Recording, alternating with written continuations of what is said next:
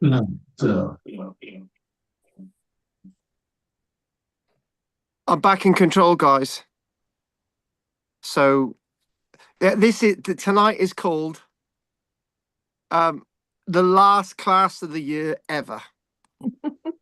oh, you're not around Because next week then? we will be doing something next week, right? Oh, that's right. Um, I'll be back but Tuesday then. but Roger, no, Roger, just calm down, Roger. Roger, you're already stressing me out, right? That's me So on. Yes, I understand it. Yes. yeah, well, just look at that, look at that. It's shining in my eyes. It's like I'm on the planet, right, or off the planet, one or the other. Yeah, well, the planets we know. What? What? Anyway. So let's get cracking, folks. It's the time is wonderfully is 7:12. So as I sort of get myself comfortable, like my cat who's in my lap, right? Let's Oh, just find out if Goff has any news. Roger, Goff, right? You're allowed to criticize and slag off Barry as much as you like, right? But you've got to do it in some modicum, okay? You've got to also criticize Lantwick Major a little bit as well. So anyway, over to you, Goff. Yeah, I got no news. No news. No, All sorry. right. Okay. Fair enough. I was very naughty in the week. I found a video about somebody tidying up a house in the valleys, and they chucked all this rubbish all over the streets, and I just shared it to the Barry pages, and people thought it was a video about Barry, so that worked. So Pat, any gob almighty Bill's on, so we'll have to do him in a minute, right? Pat, anything you want to tell us, lovely? Well, I'm so sorry. No news. No news. Okay, fair enough. Well, somebody's got to have some news because it can't just be me. It can't all be about me. I know the only reason you come on is it's just about me, but what? Ah, there you go. Roger, anything you want to tell us? Yeah, I got to apologise to Bill for grabbing his phone on the Cornwall trip because I know you were annoyed, Carl, about that. Yeah, well, I got to be honest with you, right? I got to be honest with you, Roger. You know, on a serious issue, right? You know, these events that we organise to places like Cornwall are really well organised, right? And I could do without people like you causing upset. You know, it's just unacceptable, Roger. And it's Well, taken you that's all. it. Right, hang on a minute, Roger. I'm talking. Right, it's taken all these years for you to apologise. Well, it's just, well, Billy's here. It's very often difficult to get together, to be Well, fair. hang on, Roger. The reason why Bill does this class, right, is because you don't want anything to do with you. So Well, you won't have much. It's all right. yeah, that's it. Yeah. Roger, please don't take it personally. Oh, what? Your son likes you, right? Yeah, Bill, we're I've going got to a come on main, to you I've next. got a main point as well, Have archaeological. you? Yeah. It's not like you. Well, I'm here different now. All Different right, man. but Roger, we're going to do this really well and professional. Go for it. It's about an exhibition in London concerning Pompeii in the Oh, Royal what? Victoria Docks up until March.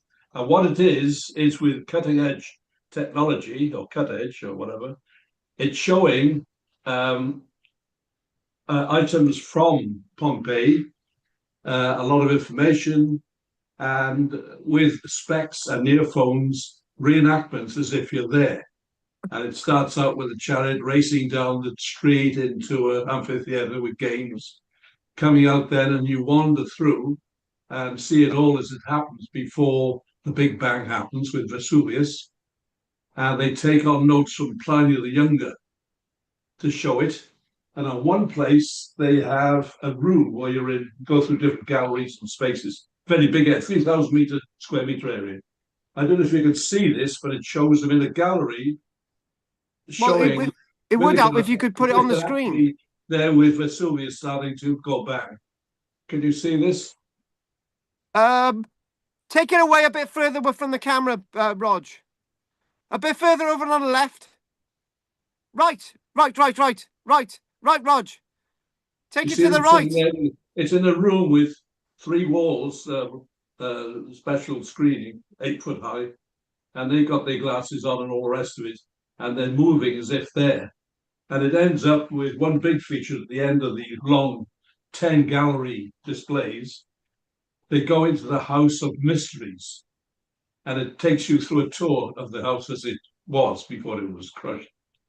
And that must be very, very interesting. So it's something that happens. People might want to go. £24 ticket. It's in London, the Victoria Union District. Might be interesting. It was in the current archaeology. There is a website. And I wanted to say one thing about that. I thought that's really fascinating, right? And Roger, by the way, we need to you need to be more in the camera because we're not seeing you. We're just seeing part of your head. I don't think you want to see me. You said. Well, no, the others want to see you. I don't really want to see you, but the others want to see you. I had to read my notes. They've been doing work on Pompeii, right? And there's some fascinating stuff coming out that they might be whole underground structures, right? Cellars and all the rest of it that are still there, that haven't been opened, right? And that's exciting as well. So, Bill, anything you'd like to say? Because we're ready to crack on. Bill, it would help if we could hear you. Do you know what I mean? I'm not telepathic and I can't lip read. Can you hear me now? Oh, Yeah, unfortunately, I can. Sorry. My silky smooth voice. Bill, can I just make a comment, right? Can I make a comment? I have the silky smooth voice. When I was doing Santa on Saturday and Sunday, right? There's a serious note. There was this. I had this child in my lap, and this woman said, "You've got an absolutely loving, quiet voice." You? Yeah, it was great. Wow. Bill, what would you like to say? No, I'm researching the 1831 riots in Bristol and the old jail in Bedminster.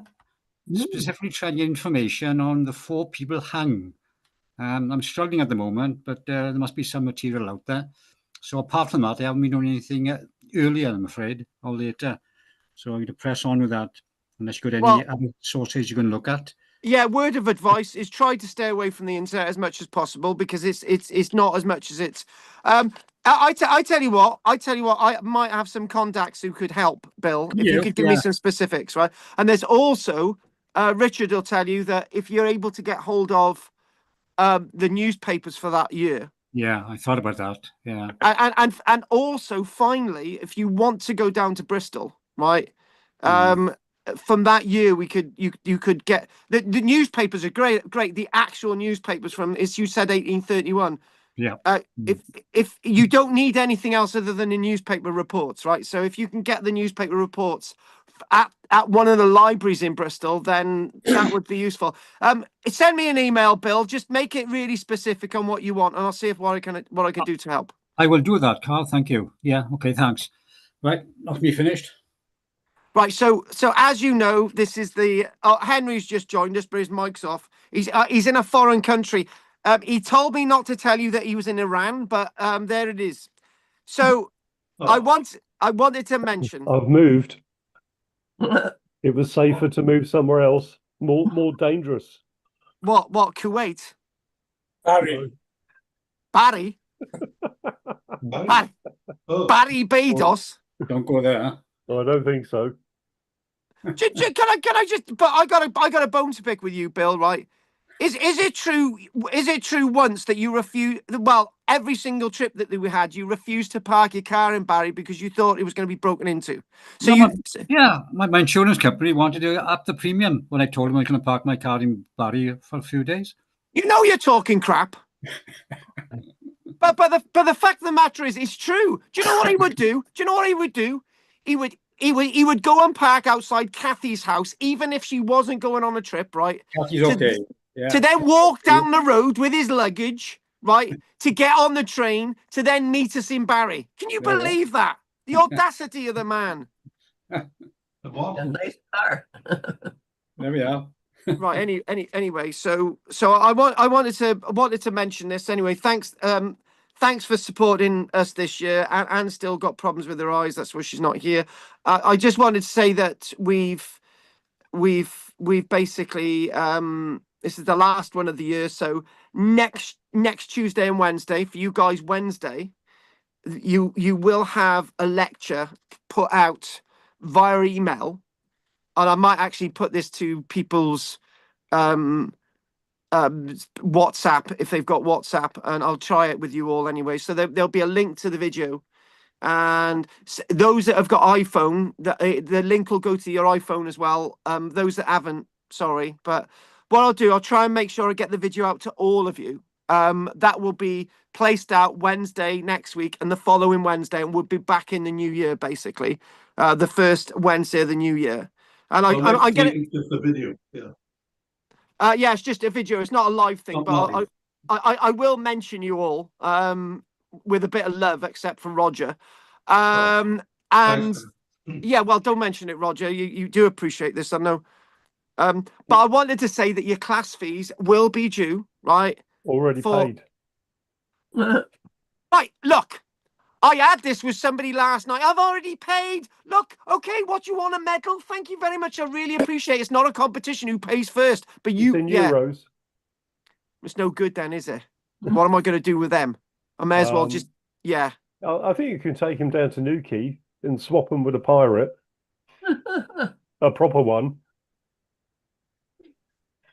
Beautiful.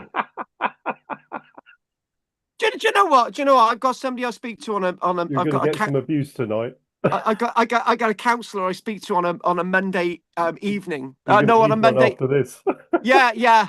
I got. Can you shut up? And I said, I've been playing Santa for the past 5 weeks, and she said, "What, you be doing it in Newquay as a pirate Santa?" And I said, "What is it? Am I charged with this brush of being a pirate in Newquay for the rest of my life? Whatever I do, yeah." It fits. Yeah. Right, okay then. Well, you know about the class fees now. I'm not going to mention it. So it's the £50 for January and February. It's done. Job done. I've told you now. Just check it over when you can. Right, we're going to crack on. So there are a lot of things that I want to do tonight, and what I'm going to do is I'm going to make sure that if there's any reception problems, if I suddenly disappear from this, then Richard can pick it up, right? So, and I will come back in. Anything yet? Oh. Well, I've discovered this week. All right, okay, just tell us. I'm just going to sit back. No, I haven't discovered anything. So I need to leave about 9, so I might disappear. All right. Plus all this taking the piss out of Barry, I think it's terrible. Just because it's twinned with Gaza. It's a beautiful place. Hang on. On behalf of only people who've been brought up and have lived in Barry can criticize Barry. So on behalf of everybody in the I'm one of those people. I can slag Barry off as much as I like. Thank you very much. You realise I don't give passports to anyone in Barry.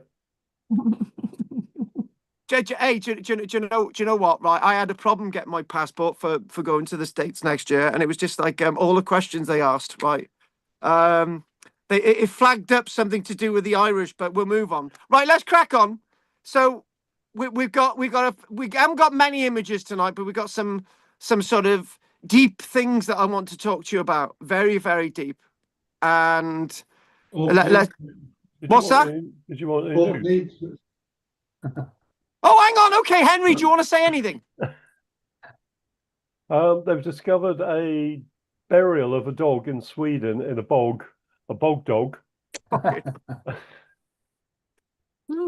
5,000 years old, wrapped in hide with an actual hunting knife. Right. What? Right. All right then. To make any sense of this, right? We're just going to type this in. Are you looking at my Wikipedia here? Yeah. Yes. Not cocked up, is it? No. Look, shut Well, up. Right. 5,000-year-old dog skeleton and dagger buried in Swedish bog. Hang on. You said the dagger was with the rat. With the dog. Hang on. Is the dagger with the rat? No, with the dog. Are you sure? Are you sure it's in Sweden? Yep. Dog. Yeah. What's his name? It was yesterday. Oh. Do you know what? I actually had a snooze before this, and I really hoped I was not going to wake up. I really did. Right. So there we go. You can't make this up, can you? You really can't. There you go. Right. There he is. There's. Oh, how is that a dog? Well, he's buried in the bog. It's Well, a bog anyone dog. can say that, Dog. can't he? What's his name? Bog. Oh, shut the.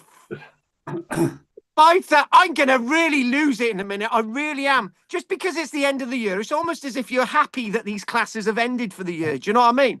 Yes. 5,000-year-old dog skeleton and dagger buried together in Swedish bog. Hint at mysterious Stone Age ritual. But it's covered in snow, innit? I can see his Covered tail. in bog. Where's the dog? In the bog. There. Dog in the bog. Looks a bit soggy to me. Hang on a minute. So that's the dog there. Yeah. Woof, woof. What the hell? How? Oh God! Somebody's got to be. You got to be winding me up on this one. Really have the He was unique eating dog. with a lot of the time. You wouldn't do that. No. The unit. What? Oh God! The unique dog burial was identified during construction work for a high-speed railway, the HS3, in the hamlet of Göteborg, southwest of Stockholm. Experts with the Swedish group Aklagurna, the archaeologists, oh great, oh it's a TV series, announced the find in a statement and blog post. Doesn't it mean bog post? Is this all there is? 5,000 years, this swampy dog was a clear lake. Swampy bog was a clear lake that Stone Age people fished in. Wooden piling and pieces of an ancient pier, right, were discovered on the lake bed, along with a structure made from the intertwined willow branches and a woven fishing basket. Right, look, right, isn't that a basket and not a dog? The end of a fire or something. It looks like a bloody basket. How the hell is that a dog? Oh God, I got to go on to something else. It's driving me up the wall. And what's the other article? What's been found in Rye? Did you say a rat? No, that was nothing to do with me. Oh, oh God. I got a rat here. Right, okay. There we go. They had not seen. Right, okay. Let's just crack on. So, if I can, I'm using new technology tonight. I'm doing a really good job of it, as you can tell. Right, there's like that archaeologist I contacted. Right, so she's to do with this thing in Budapest. Right, so yeah. Now, Was that a bomb? oh, look, what? Is that a Yeah. bomb? There's somebody playing dead. Okay, fine. Right. Okay. Right now, this seemed to work last night, but it's all fallen apart already. So don't worry about it. If it does work, it does. If not, don't worry about it. It's okay.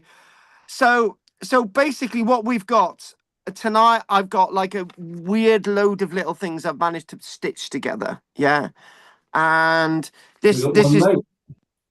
No, he hasn't got. No, he hasn't got one leg. Oh, no, he hasn't. No, it's not one leg, Roger. It's gold. That's gold, right? It's gold. Thank Gold. you. No, gold. Gold. So I can tell why I don't have you in these classes. It's usually really quiet, you know. But one thing, this is the Rutland mosaic, right? And the Rutland mosaic itself was one of those wonderful finds It's also known as the Keston mosaic, and there's something really interesting about this that links in with another site that we look at. So the Rutland mosaic, stroke Keston mosaic, reveals another story of the Trojan War, not written by Homer, but the story of the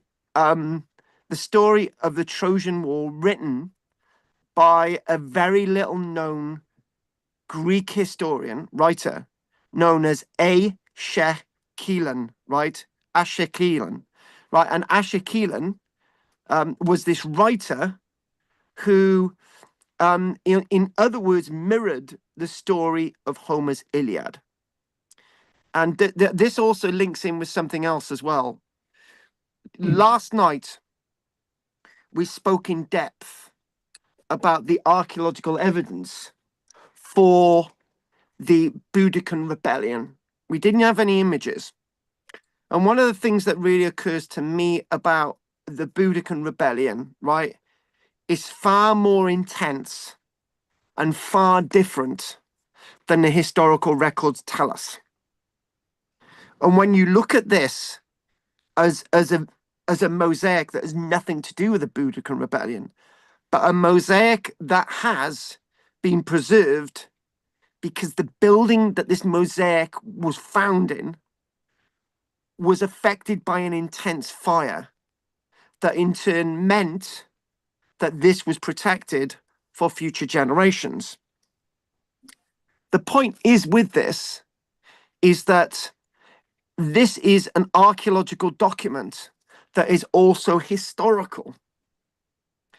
So what I mean by that is when we look at Homer's Iliad, it's a written document that has been copied down the ages. But this as a document has been preserved down the ages. So this has got far more bearing on understanding history from an archaeological context than history can ever tell us about the archaeology. The date there is 2020. They've only realized in 2025 that this story is written by that other writer. Archaeologists have taken a significant step analyzing one of the most striking Roman mosaics. Here we go, Goff. One of the most striking Roman mosaics ever unearthed in Britain. And when it's got the title ever, actually, they're not too far away. So the new study by University of Leicester, if you want to look this up, when I say Kenton, the Ketton, Ketton, in Rutland, that's what you need to look for. So they had always assumed that this was to do with Homer's Iliad, but they know it's now to do with this other writer, Aeschylean. So this draws from a different and largely lost retelling of the Trojan War.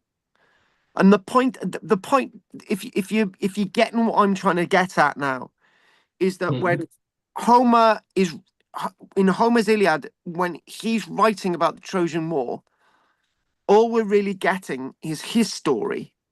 But if another historian's writing about it, and it's not on paper, it's actually in a 3-panel mosaic. We haven't got it all here now tonight because we're going to do a little bit in the future, right? So this Greek tragedy is being told by somebody else. So there's more historical bearing and credence on the archaeological evidence. So where we listen to the likes of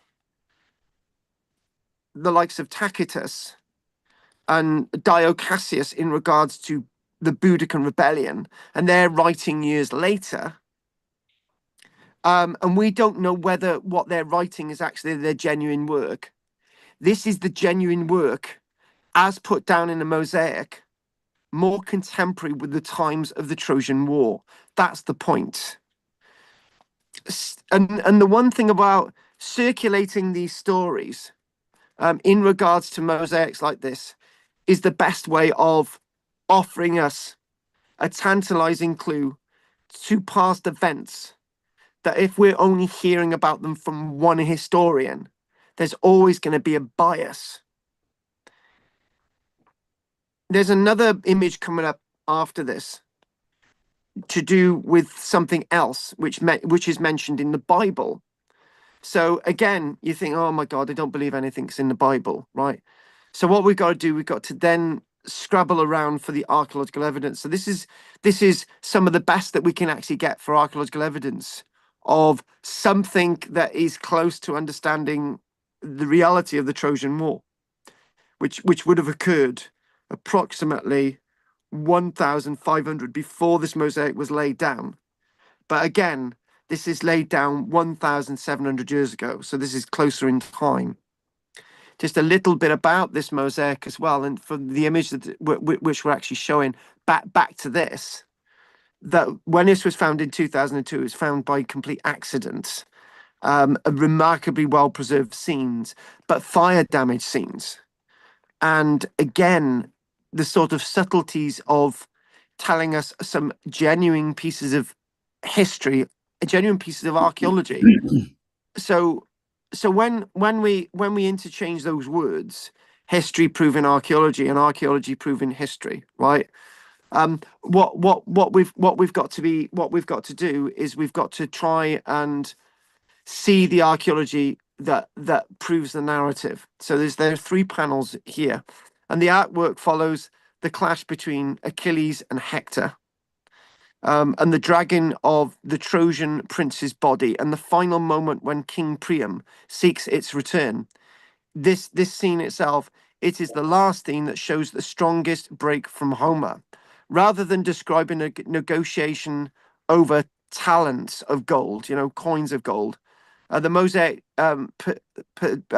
depicts Priam placing heavy gold vessels onto a set of scales to match the weight of his son's body, a detail which aligns with the now lost tragedies of the age.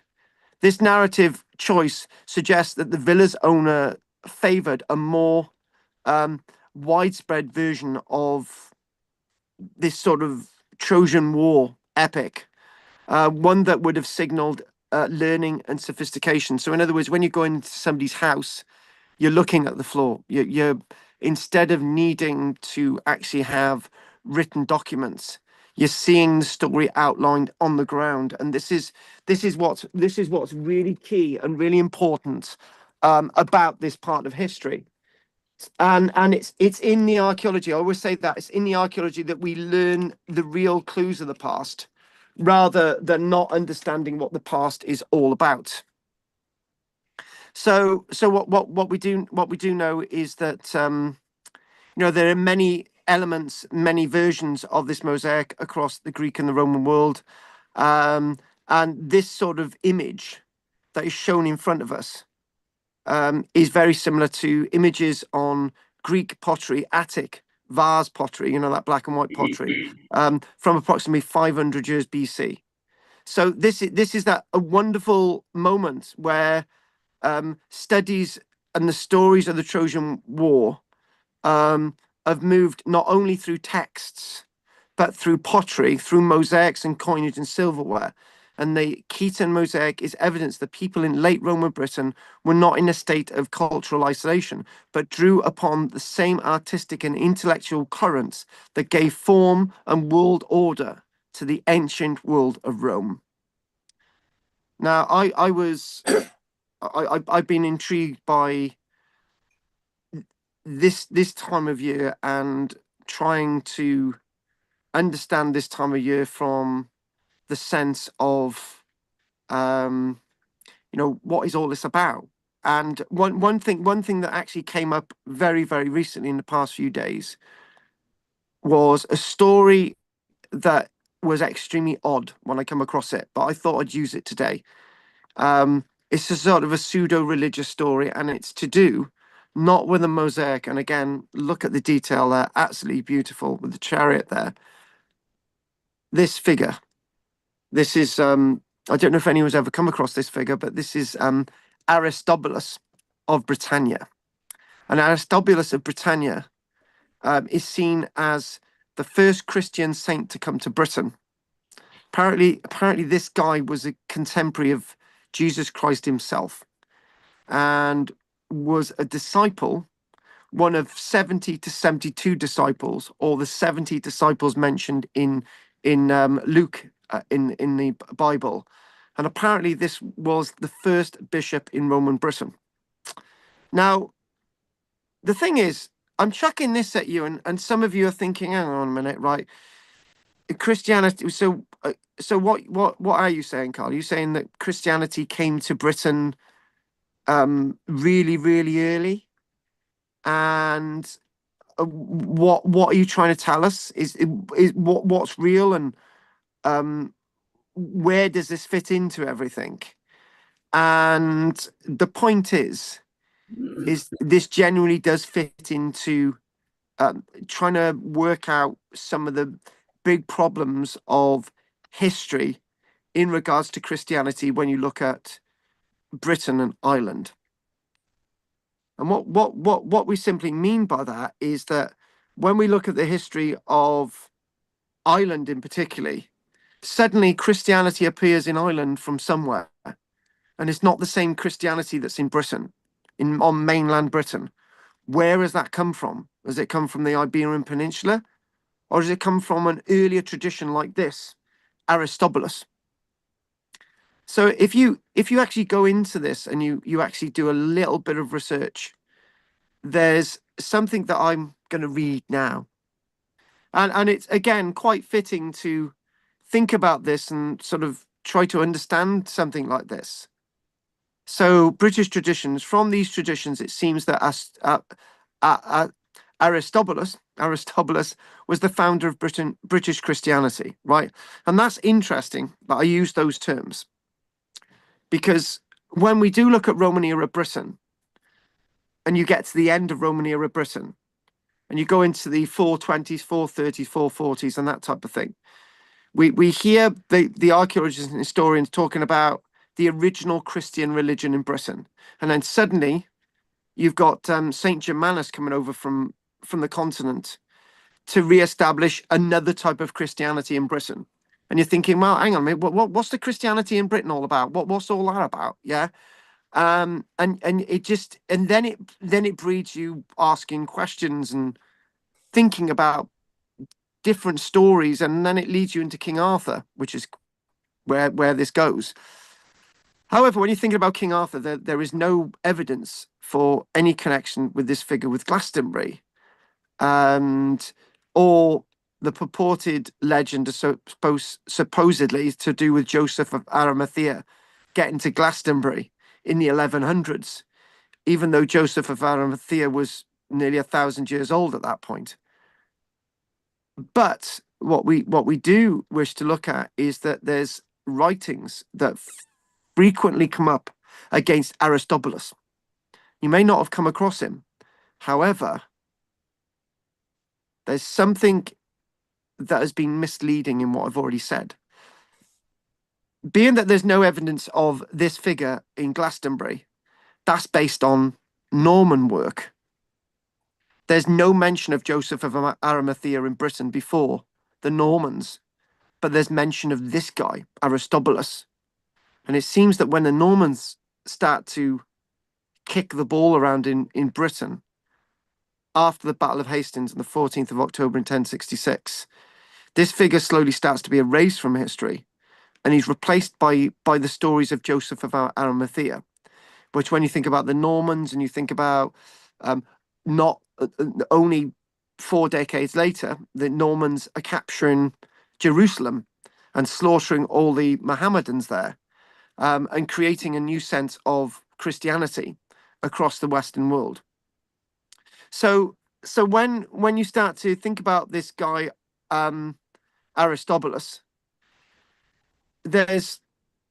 he's also called Aristith Hen, which is native Cymraeg for man of Italy, who came to the British Isles, and one of 4 missionaries believed to have brought Christianity to the British Isles on a very early age. So there is a tradition linking him to one of the Welsh saints, Aristith ap Canaith, and Aristith Hen may have originally through a later British translation be this guy, Aristobulus. But when we've already talked about the history and archaeology, have I gone the other way and just said, right, okay, Aristobulus, is there any archaeological evidence for this guy? Well, no. However, how do we explain the Christianity in Ireland? Where's that coming from? How do we explain early Christianity in Britain? How's that developing? What type of traditions has all that got? And a case in point is that when you're looking for early Christianity, it's likely that you're not going to find anything, because early Christianity didn't leave much behind in the way of artifactual remains, except a new burial tradition, which then links us in with the body at Budapest, which we're going to look at in a short while, well, before the end. And the body at Budapest, which we mentioned, was it week before last or last week? Yeah, it was a week before last. Somebody said, Carl, can you just get us more information? So I contacted the archaeologist. Yeah, I'm doing real archaeological work now, guys. So I actually contacted the archaeologist and she said, I've got the answers for you. And I just thought, thank you very much, Gabriella. And I also contacted my friend Nancy to do with the tablets that we mentioned last week. And she's got some information, but unfortunately, the information she sent me is over 150 pages long, so I haven't had time to look at it, to be honest with you. But Gabriella just sent me a few lines in Hungarian, which I was able to translate and sort of give us some answers. Back to this figure, Aristobulus. So again, we think about Aristobulus, and it's looking for that information. And I can remember when I had the pleasure to work with an archaeologist in Barry called Howard Thomas in 1989.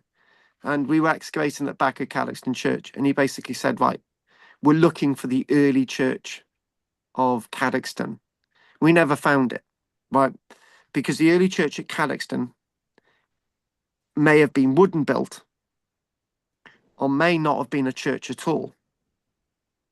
But there's a clue for the early church at Cadoxton, sort of the boundary wall, which is not sort of, which is like a weird sort of, there's a weird curve to some of that boundary wall, and that may be extant to an indication of an early church.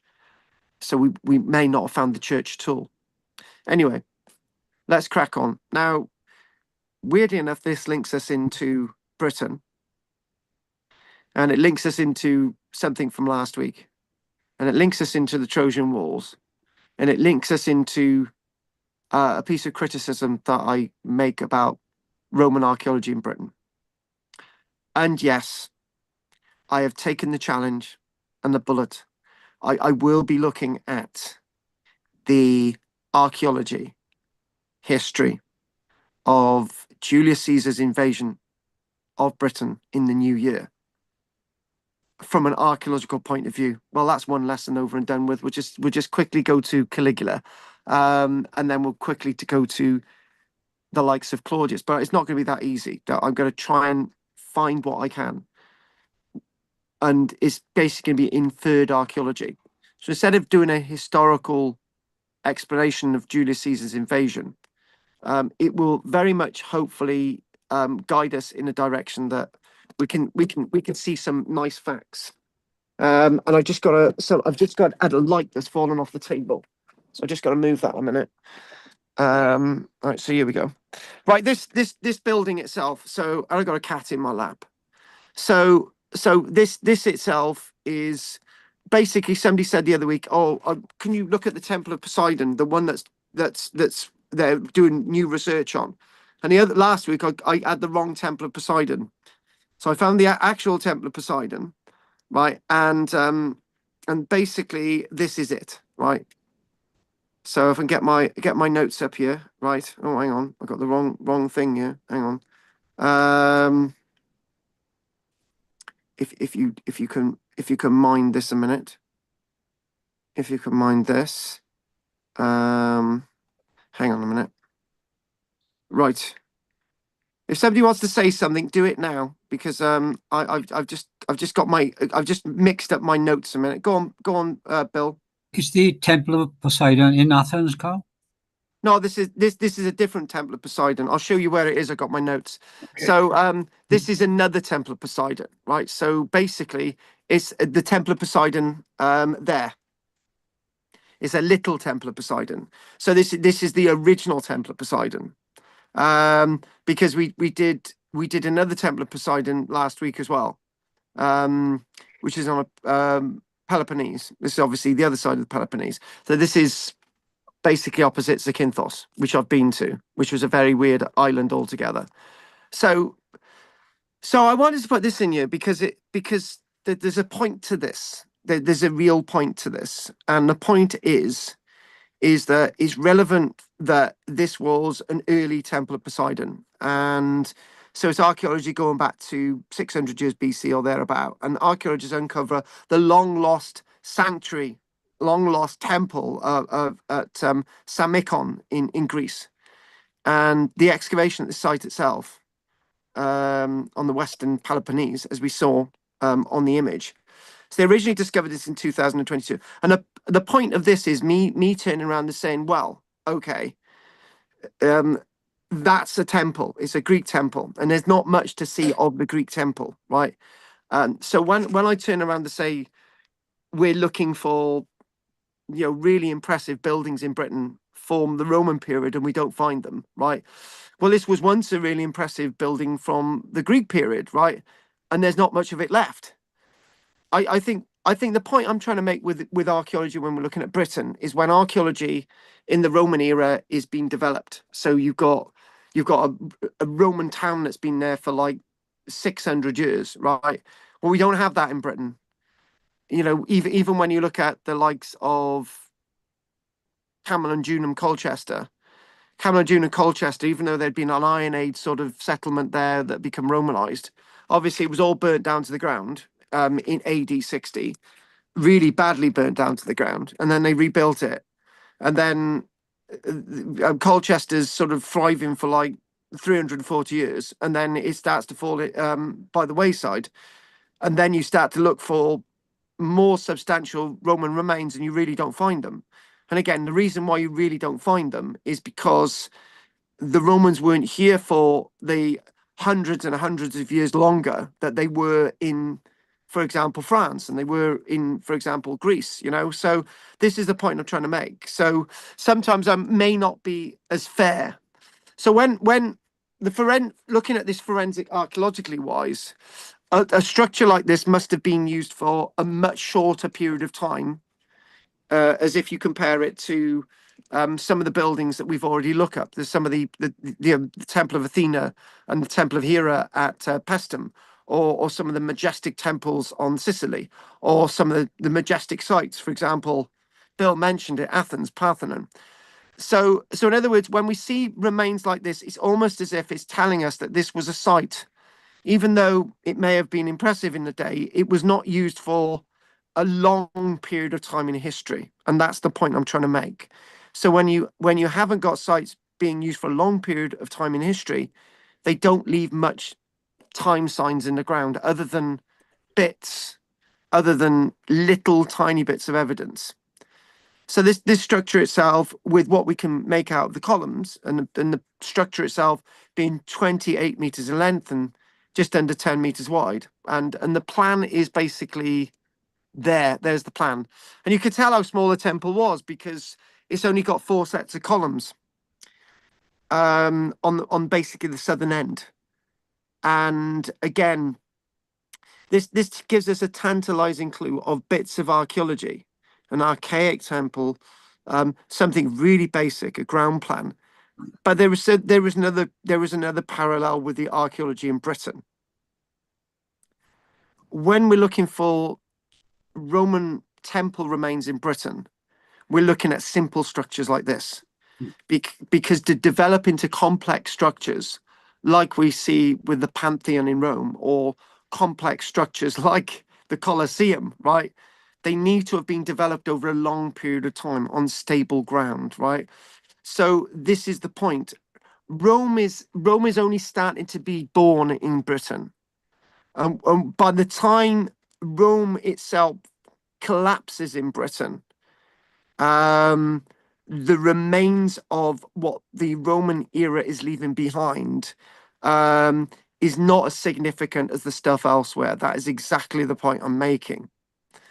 And it's good to look at an example like this to sort of think, right, we might find little things like this. So the point is, if we're looking for temples in Britain, we're looking for things that look like this, not the big things that we might find in Rome. That is the point I'm making. And so and there's another link there as well. So when archaeologists say, oh, I've just found a Roman road, yeah, it's not really going to be what you think it is, right? Or I've just found a temple, it's going to be something like this. Or I've just found a shop, it's going to be very basic, because that's what we've got in Britain. It's basic Roman era archaeology. It's the first 100 years of a civilization, and those first hundreds of years of a civilization then eventually came to nothing, because for some reason we couldn't keep these things flowing and keep these things going, right? So again, everything that I've said is borne out by the archaeological evidence that they found on the site. So the pottery found on site has helped date modifications to this temple site, linking them into the archaic and early Hellenistic periods. And then suddenly, some way along the line, the site falls out of history and is lost. So, and when you're looking at something like this is in Greece, and you're thinking maybe there's a field like that in Britain, that there are similar archaeological remains, and there are, because this is what we're expecting to find, but we're not expecting to find the library at Ephesus. This is why I'm using this as an example. So archaeologists in other countries have the same scripted archaeology as we've got, right? And there's different ways of looking at it, and there's different challenges. Archaeology can be very, very simple. Can offer us very simple projections of what the past was about. We don't find statues like this. There probably weren't many statues like this in Britain. We know that we do get the odd head bust like this. There's been a few found over the past few recent years. And we might get sort of some bits of this type of thing. This is the statue of Poseidon from Milos.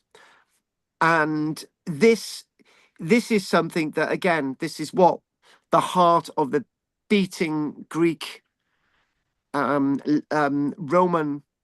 world was all about. So on the edges, it's more unlikely you're going to find anything like this.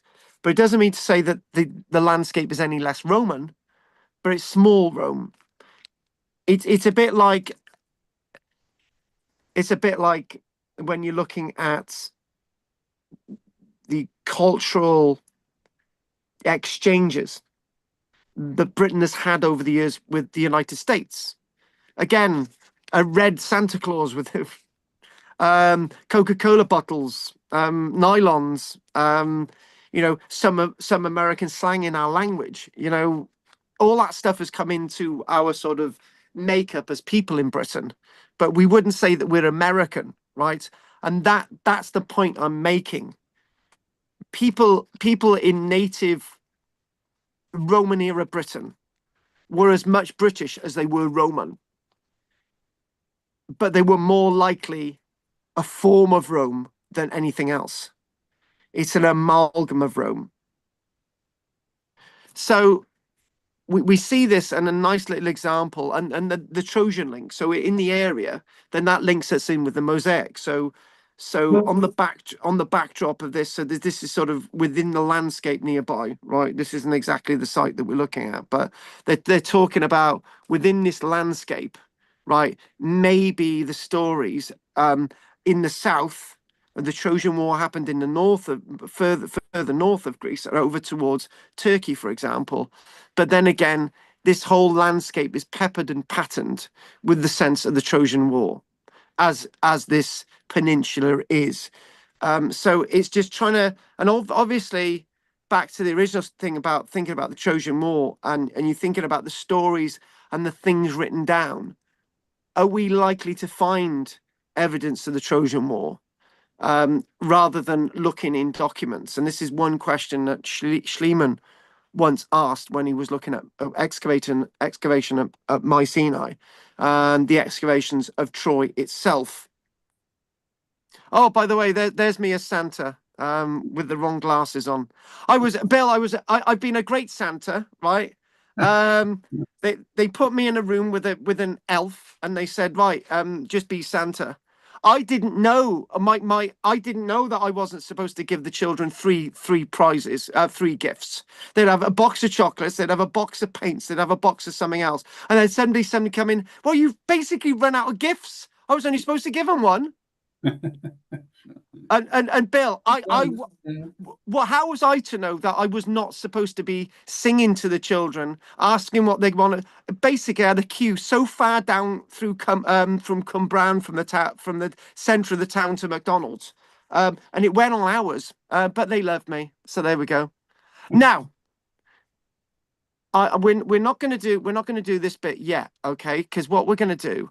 We're going to do this after the break, but we're just going to get an idea of these images. These have been sent to me from Budapest, right? And they're far better than the stuff that was in the local press and the local media, right? But what I wanted to do, right? I wanted to, before the break now, and I'm probably making this a little bit more concise tonight than most weeks, because I know a few of you want to go a bit early, so we'll try and keep to that.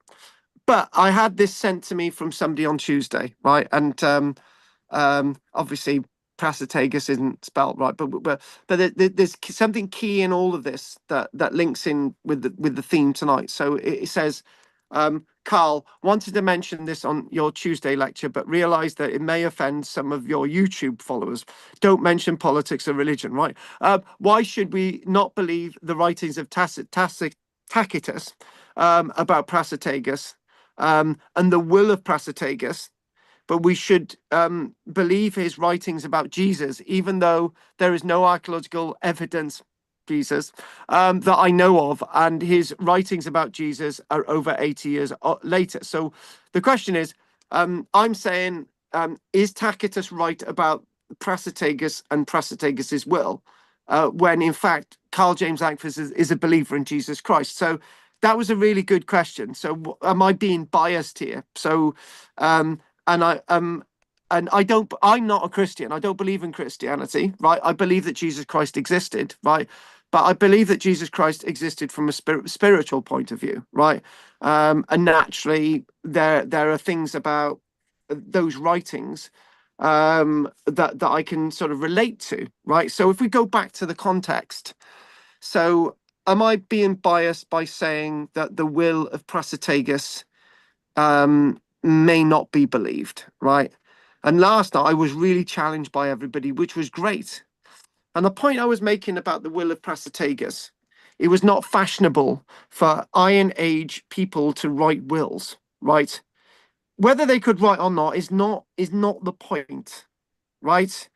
And I think a parallel can be made that, you know, our wife or our husband has passed on, and we were married to them, and it's automatically presumed that the estate goes to the other half, right?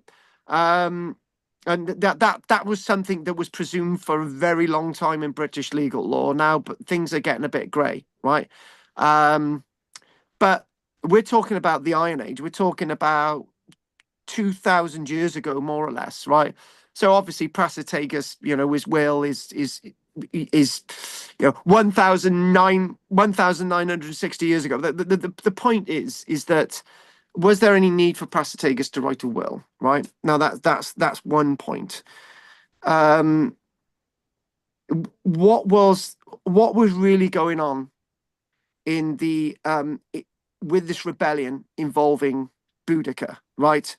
Some people would argue that the Boudican rebellion never happened, and as an archaeologist, I would say, what drugs have you been smoking, right? Okay, if you take away all the historical writings about Tacitus and Dio Cassius. You burnt all the writings about Tacitus and Dio Cassius, right?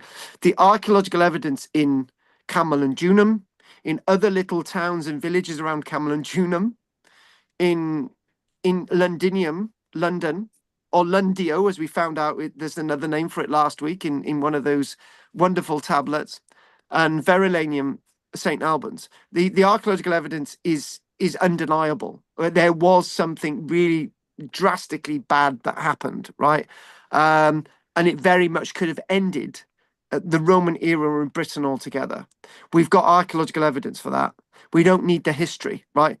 What I'm doing is taking the history away. I'm removing the history from interpreting my archaeology, because so where does the will come in? Where does Prasutagus' will and Boudica and her two daughters come into the Boudica rebellion?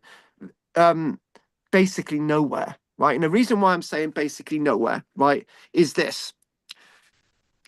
People have listened to Tacitus and Dio Cassius, and they've said, right, to explain what's going on in AD 60 and 61, you've got to go with what they're telling us, right? I'm saying no. What you've got to do, you've got to really analyze it. You've got to look at why the Temple of Claudius was never ever rebuilt. Me and Bill have been there. Roger's been there. We've been there. We know what it looks like. But the temple was really never ever rebuilt, right? What caused the temple to be so smashed up and destroyed? The basic erasing of Roman archaeology, and the Roman archaeology at that time was completely. What's that got to do with Boudica? Nothing. What's that got to do with Prasutagus? Nothing. What's that got to do with the will? Nothing.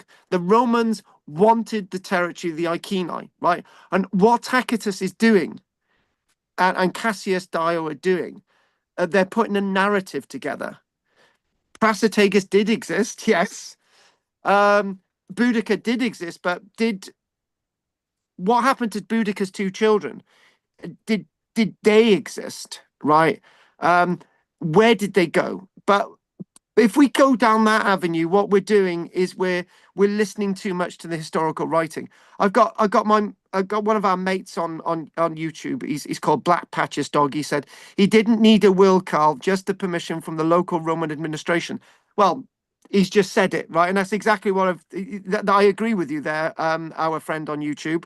That's exactly what I've been saying. So in other words, Prasutagus, the tradition in that period was for whoever died to divide their land amongst their offspring, right? There's a problem with that. Okay, let's just change the image to and I'll tell you what the problem is, right? Tell you what the problem is, right? I'm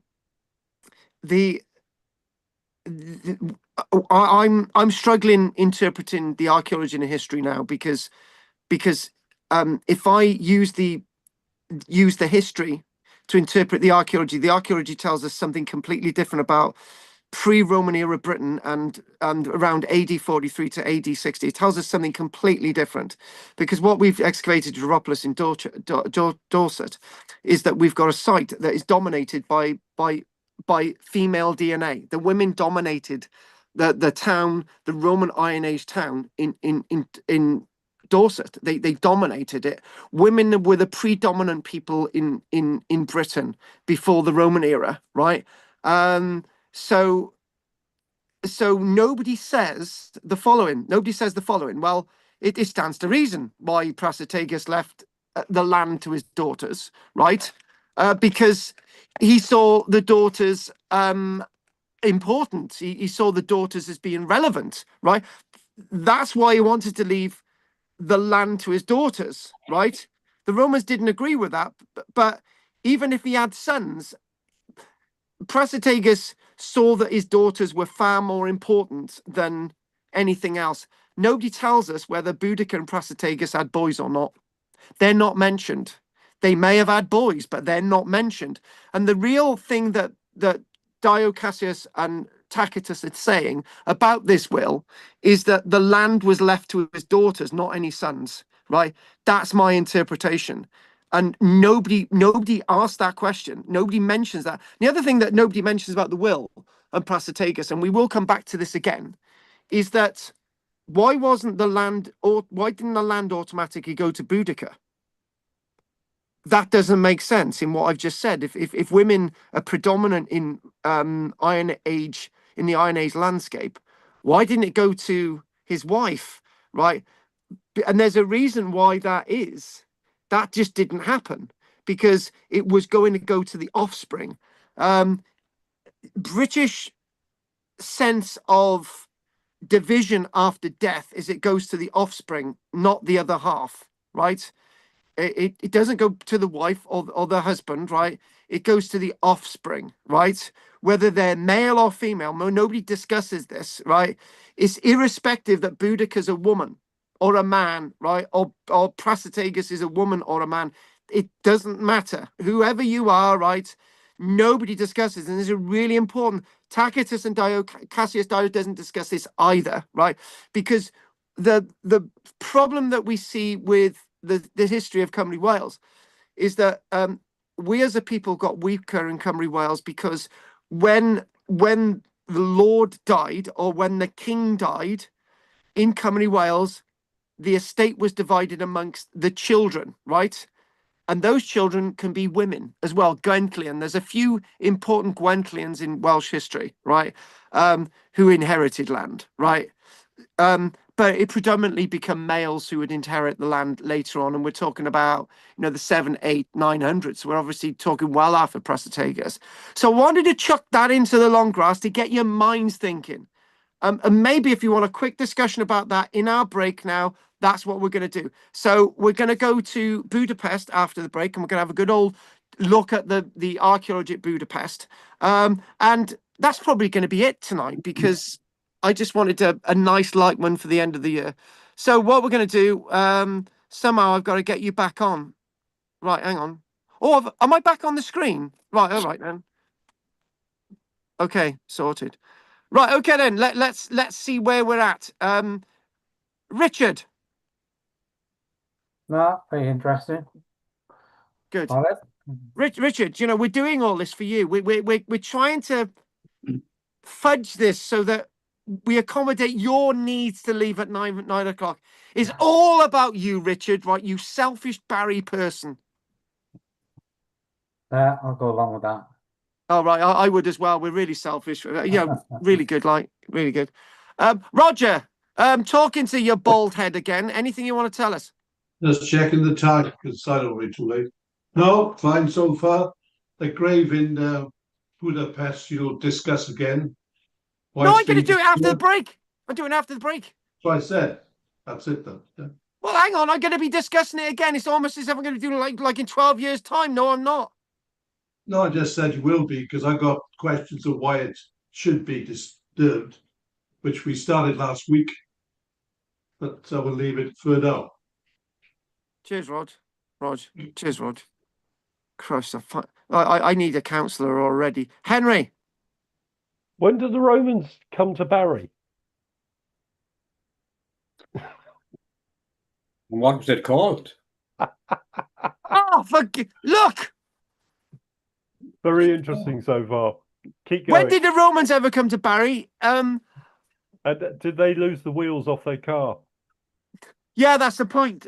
Basically, the reason why there's lots of harbours in the area in the Roman era, right, was because they were like sort of boat-like things, these carts, and they lost the wheels because they were nicked, and they just put them out to sea. That's what happened. That's where the flat-bottom boats came from to take the stone to Cardiff, because they couldn't take them on carts because the wheels had been nicked.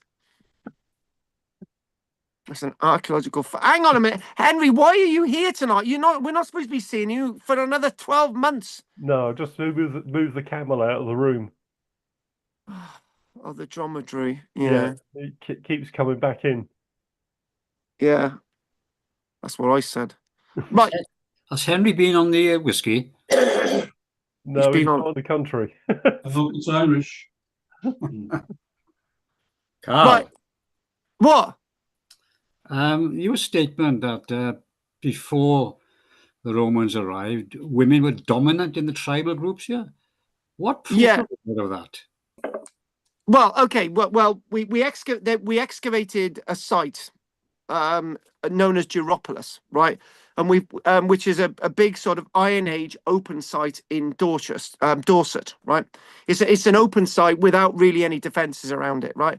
So what they come across was lots of female burials and lots of male burials, but it turned out that the females. The female DNA was predominant over any male DNA. So, in other words, what it was turning out that most of the males that had been found on site, right, were actually from outside that DNA group, which was a local DNA group, right? So, in other words, it meant that the women were the ones who remained within that landscape, predominant at that Iron Age site. That's what the DNA was telling us, right? I would have thought, though, that if that is the case, the grave goods with the women would be far more valuable and more numerous than to the men, because that's the way it seems to work with tribal groups, doesn't it? And the chieftains. That's what they were finding with the burials, with the female burials. Yeah, the female burials were more predominant than male burials. And they were much better adorned than the male bearers, and this is what they were finding, and this is what the archaeological evidence told us. And when you talk about Anwen, for example, and you talk about all those spirits, and you talk about the Aqua Sulis is a female god representation. And that goddess representation. So you're talking about there's so much of the female spirit involving the Iron Age in Britain than the male spirit, and so then you can sort of submit that to arguing against the Druidic type thing where I'm not for druids, as you know, but when you talk about men dressed in druid cloaks and all the rest of it, I'm thinking that's a masculine way of looking at druids, right? It's not the original way of looking at the faith basis and structure of pre-Roman era Britain, right? Okay, so other excavated sites over the country show a similar trend. What they've done is they've bucked the trend at Dropolis because they've started looking at the archaeology in a completely different way. Because as before, Bill, it would be like, you would find female graves, and this happens so many times. You'd find female graves from the Iron Age with supposedly male tools and stuff. We've had this discussion before, Bill, and we always say, oh well, that female's been buried with a blacksmith's anvil because her dad decided to put it in a grave with her. Because it was like the done thing. And then it turns out when you start to look at the makeup of the bones of the woman, she was actually a blacksmith herself, right? So unfortunately, Bill, we're now starting to reassess the archaeology for understanding the female preference and the female inference of the archaeological record. And because archaeology has been was dominated by male archaeologists for such a long time. Now, 75% of archaeologists, I do believe, are actually female. So it's now putting a new narrative on the history. You could actually say that there's an undoubted bias on female interpretations of the archaeological record. But then again, there was a bias of male ideas on the archaeological record for only too long. So it's all going to balance eventually, Bill. So thank you. All right, I got you, Carl. Thanks. Goff, anything you want to say, babe? No, really interesting so far. Thank you. Right, so I've only got a few more days, Goff, to send you another 4 copies of my book to send to your relatives. Do you know what Goff said? He wants all his books to send to his relatives because he can't be bothered shopping this year. Well, that's fine, Goff. I'll send you another load. Okay. Don't tempt me, Goff. If you have run out of presents, Goff, I'll meet you in the car park at Lantern Major with a few Ghost of Glamorgan books. Pat! Oh, no. Pat? Pat! She's gone. Pat! Oh, fingers in your ears. I'm going to shout, Pat! Oh. All right, guys, we're going to have a break for about... We'll have a break till 1:30. We'll be back. Okay. Happy. Here we go. Here we go. La la la la. Here we go. Okie doke.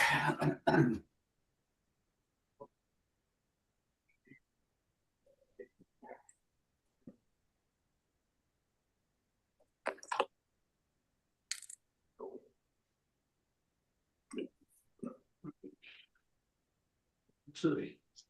Mm. Yeah. Mhm.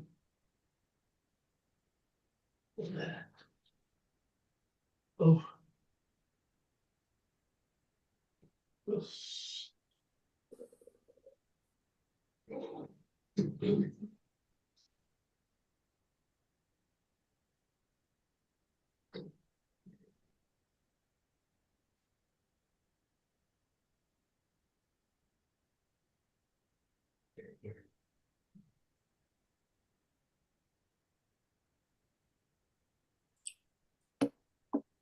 Oh.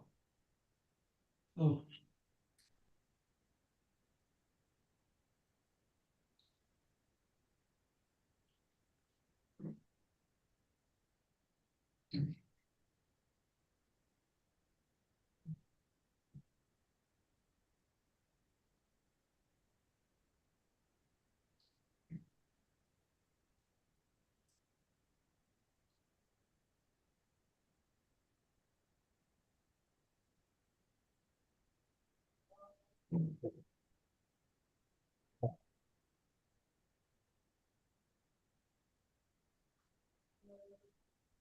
Oh.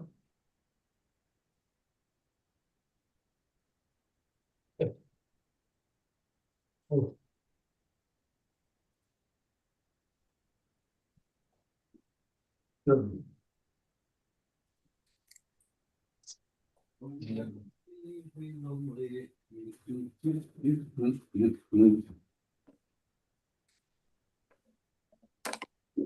Ah, right, here we go. What have we got? What have we got? What have we got? Let me just shut that over there. I've only just discovered I put an audition tape on my YouTube. I was meant to be unlisted and 300 people have just bloody watched it. Great.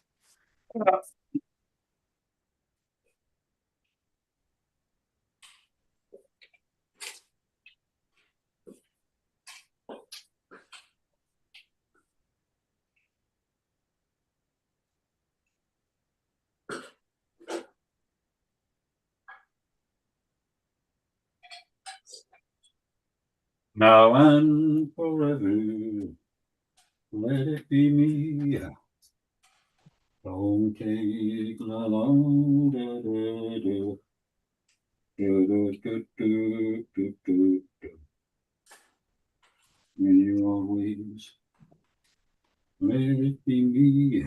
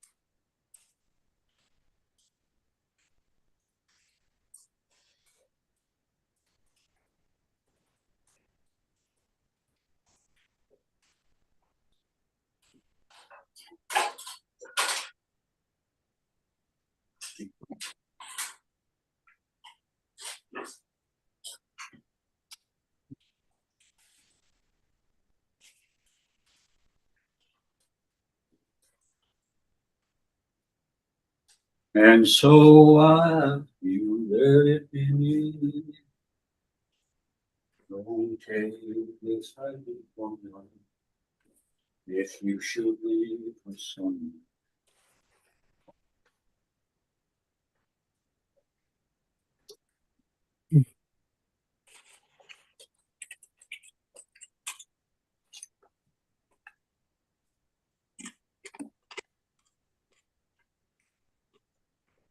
Isn't it rich? Are we a pair? Me here at last on the ground, you in midair, and in the cloud. I can sing that too, then. Isn't it bliss John.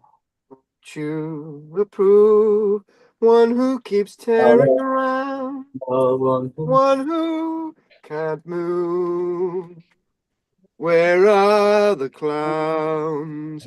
Send in the clowns just when I stopped opening doors, finally knowing the one that I wanted was yours. Making my entrance again with my usual flair.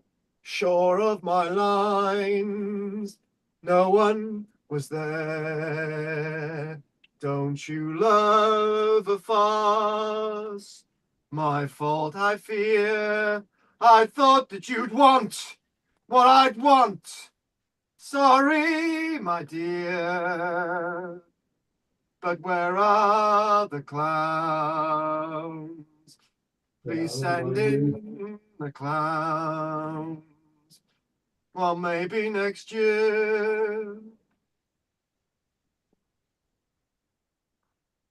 Oh. No.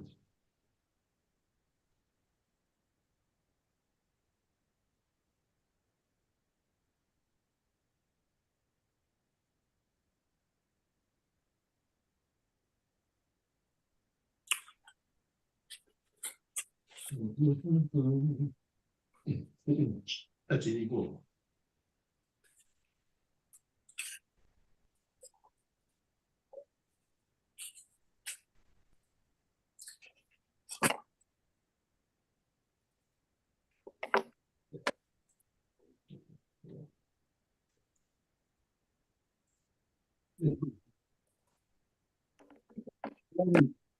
Oh, dear, dear, dear, dear. You scumbag, you maggot, you cheap, lazy faggot. So what's your favourite Christmas song, Bill? Johnny Mathis, tell me. Child is born. Moon River. Moon River. That's Really? not Christmas, is That's not it? Christmas. That's it. Oh, No, not. Good King Wenceslas last looked out On the feast of Stephen. when the snow lay round about. On the feast of Stephen. La la la la. La la la la la la. La la la la la la la la la la la. Oh, dear. Shut up, Rog. Oh, I knew that. Just let you know. Awful. So, Oh, it looks as if I won't come in you, unfortunately. What's that? So, give my apologies to everyone. What's that? What you say, Rog? Bill? what? What do you think? What'd you just say? He said we're not going to be seeing him again. I have got the you got that pack, you know, that there's some more getting getting the car and like that. And you know, I couldn't park anywhere in Yogo's car park. Oh, hang on a minute. He's talking to someone on the bloody phone. That's what he's doing. So ridiculous. Mine was very good, really was. Wheel was good, but very wasteful, you know. So I can't get back.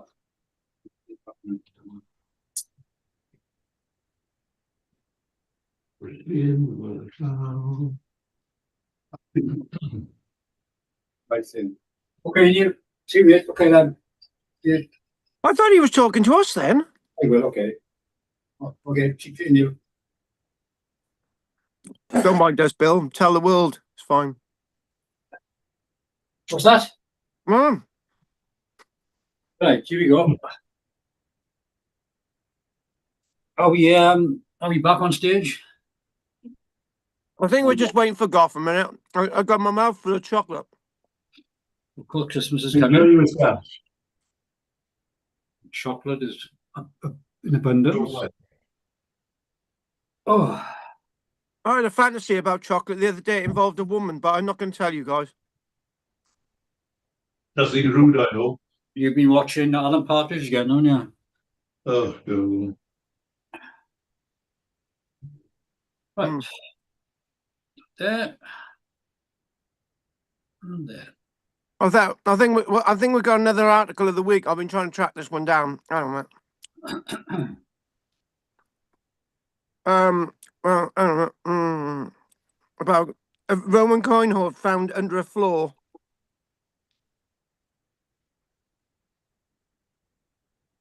Hang on. Roman coin hoard. Roman coin hoard found under floorboards. What? I'm just trying to work this out. I've just heard about it now. Time, it take a long time. It must be a simple thing. Roger, just shut up. Oh, You and I are going to have words one day. well, I wish we bloody would. Right, okay. Oh, here we go. That's it. It's found under floorboards. It's just been released. what the All right, floorboard? let's get started. Bill, Right, okay, carry on. Bill, can I just I'm make a here. comment, right? Yep. Well, you know, you may as well take it full hog next time. Why don't you just turn up in a suspender belt and It's too cold for that. I keep that for summer months. Wrap up all. Long draws, whether this Yeah, time that's of year it. go. Very wise. I might look stupid, but I'm not. Keep warm.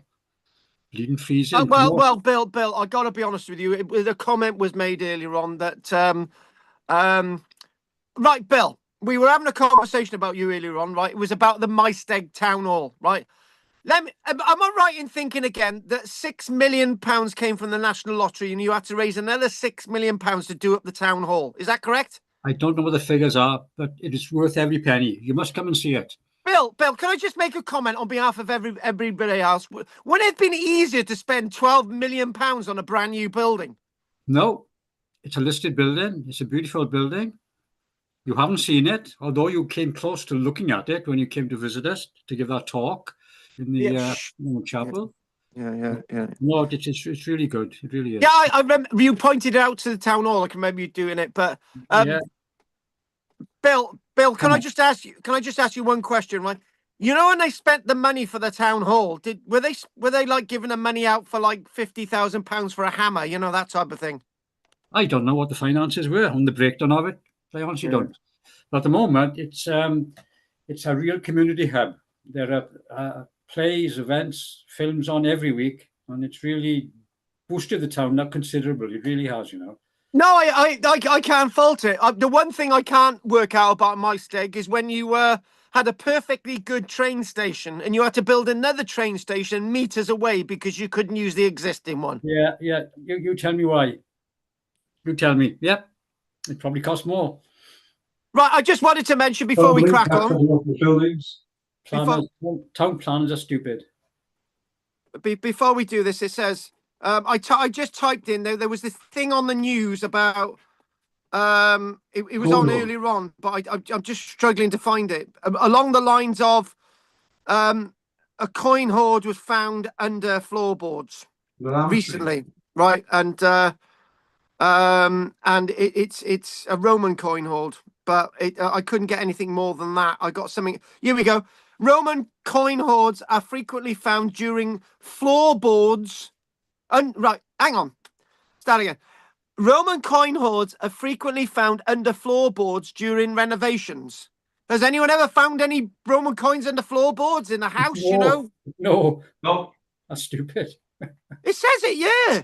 like the major 1,368 piece Roman Iron Age hoard in Worcestershire, found in 2023.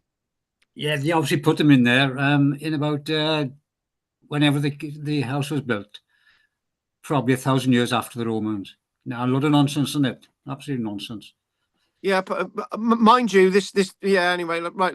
Let's crack on. Let's do the last bit tonight. The last bit of archaeology of the year ever. Right. And if anyone wants to contact me over the Christmas period, and because I'll be very lonely, but writing and I'll be sending you editing an stuff. email. Yeah, yeah. Well, we could email. No, Bill. Unfortunately, the post isn't good at this time of year, so I won't be sending you many postcards, Bill. That's okay. Right. Now, I've got to refer to an email first of all, and it's from a friend of mine back in Budapest, right? So I contacted Gabriella. So if we can get the images up here now, and I've done exactly what I did last night.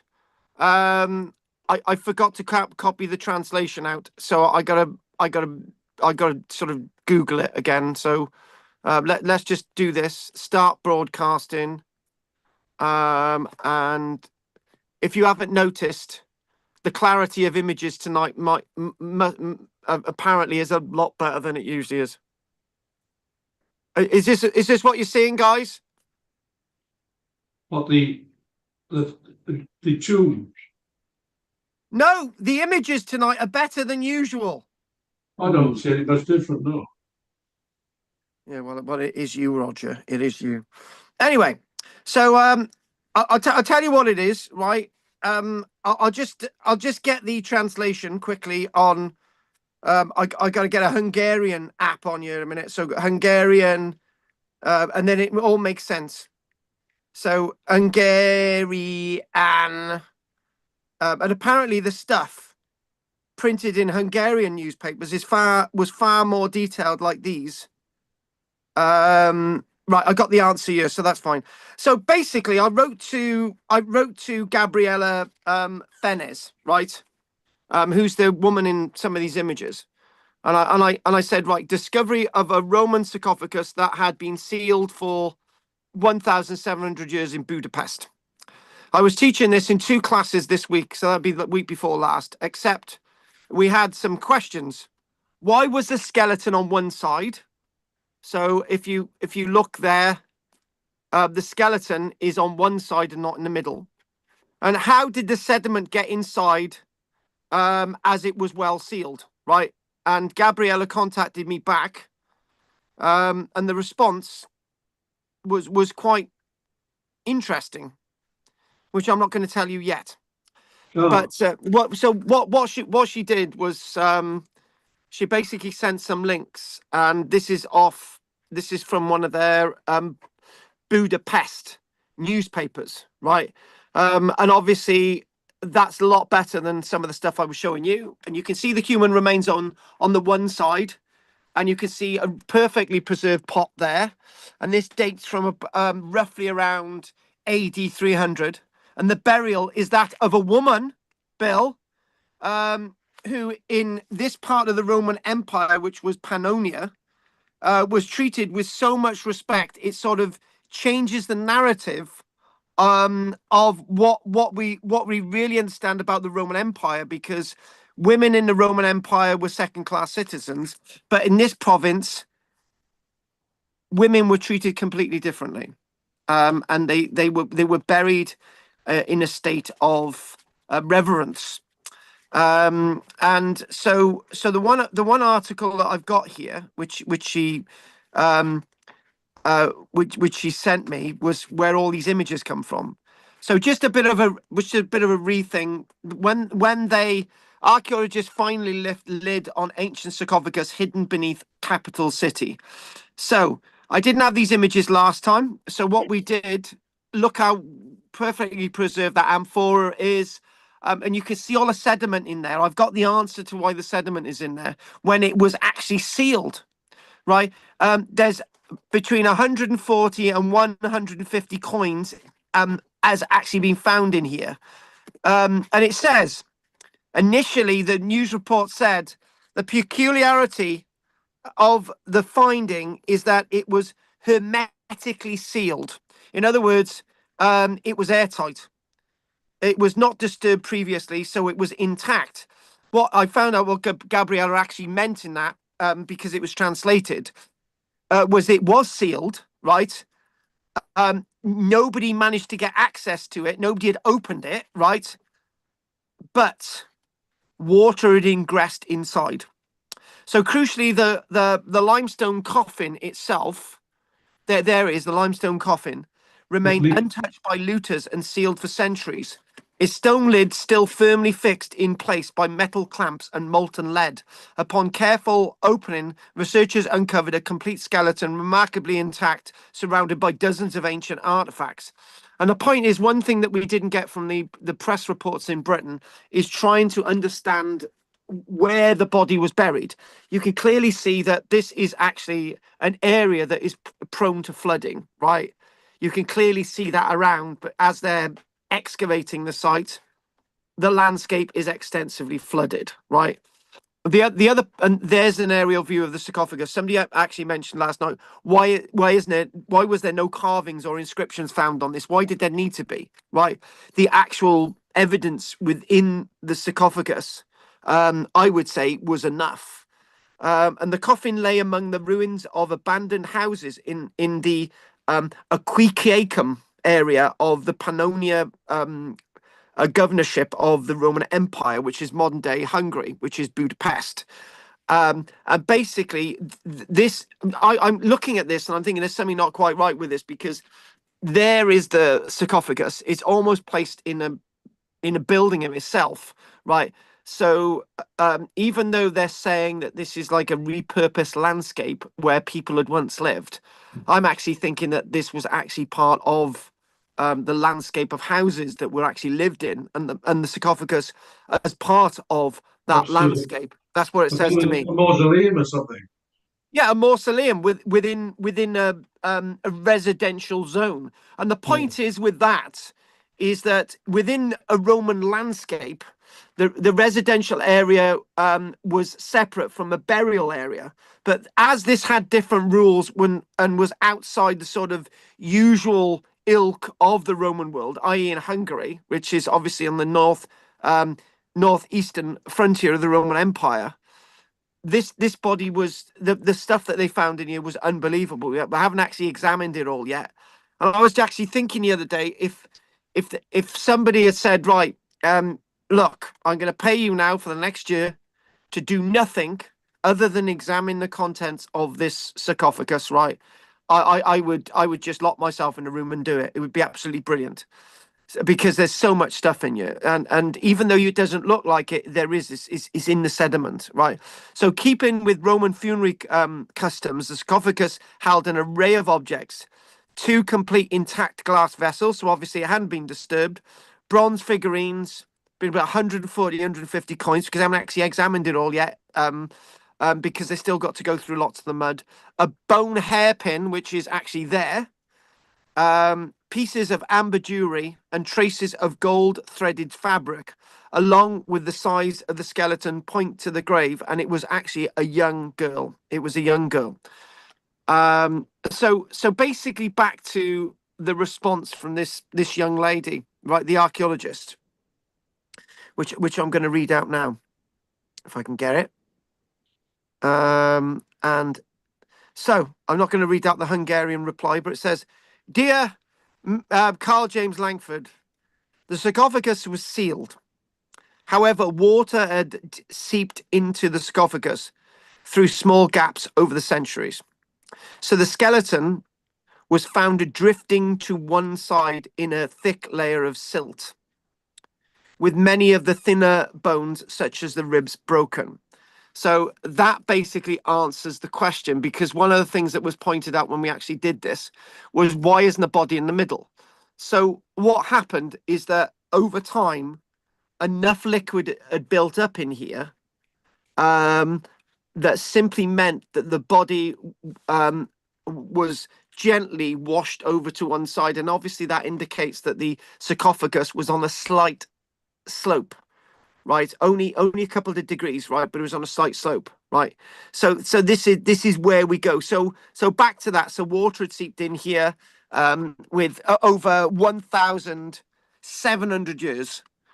But it's very likely that water ingressed in here quite early on because the body must have been intact with flesh and sinews. For when the water built up, the body just moved slightly over to one side, because that would not be the effect if it was just bones. So the water must have built up quite rapidly in here. And obviously the body with flesh and sinew and all the rest of it moved over to one side. That's basically the case. But everything else was relatively intact and fresh involving this sarcophagus. And obviously the coins and all the archaeology. So but when as soon as they opened it, everything started to dry out. They raised the thing, so you know anything any small amount of water had sort of drained away. So this is why this is so important, and also it's a woman, right? It's a woman that was treated with a great deal of respect, and at this time of year, let's sort of read again what the script actually told us, what the notes actually said about the woman, and as they're collecting the bones and so on. Let's just discuss that. So let's just get that back up on my screen. Now this is basically a little bit of repeated from where we were, but so anthropologists examine the remains. Now we'll obviously be able to work out her age, her health, and her origins. The sarcophagus and its contents definitely stood out because it was sealed.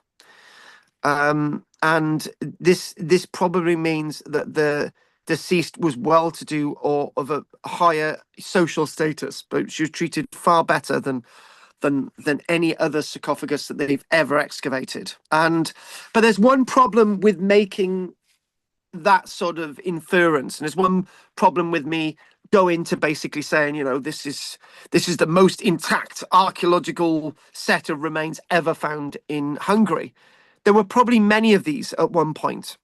And just because it's found intact, it doesn't mean to say that the others weren't intact at one stage, right? But remember, Hungary has been through 2 terrible world wars, right? And they've been through a lot of conflict. And, you know, lots of these could have been accidentally destroyed, damaged, opened, right? So it doesn't mean to say that people went around Hungary in Budapest opening sarcophagus. Right, this may have been treated with a great deal of respect, but only one has survived. And as I said to you before, when you look at the Roman world and you're looking for archaeological evidence, only 1 to 5% of the archaeological evidence from the Roman Empire has ever survived, unless you're looking at something like Pompeii and Herculaneum, which is a lot greater. But even there, there's big chunks of the archaeology missing. It is truly rare to find a sarcophagus like this untouched and never used before. So in other words, the stone sarcophagus is the first time it was ever used. It was made for the woman that was buried in here. It's quite clear that this sarcophagus was made specifically for the deceased. And when you're thinking about this sarcophagus, and we'll sort of get looking at that again, the sarcophagus within the landscape, we've got to think about she was actually buried in a sarcophagus, right? And there's something odd about the sarcophagus. There was no lining in it, right?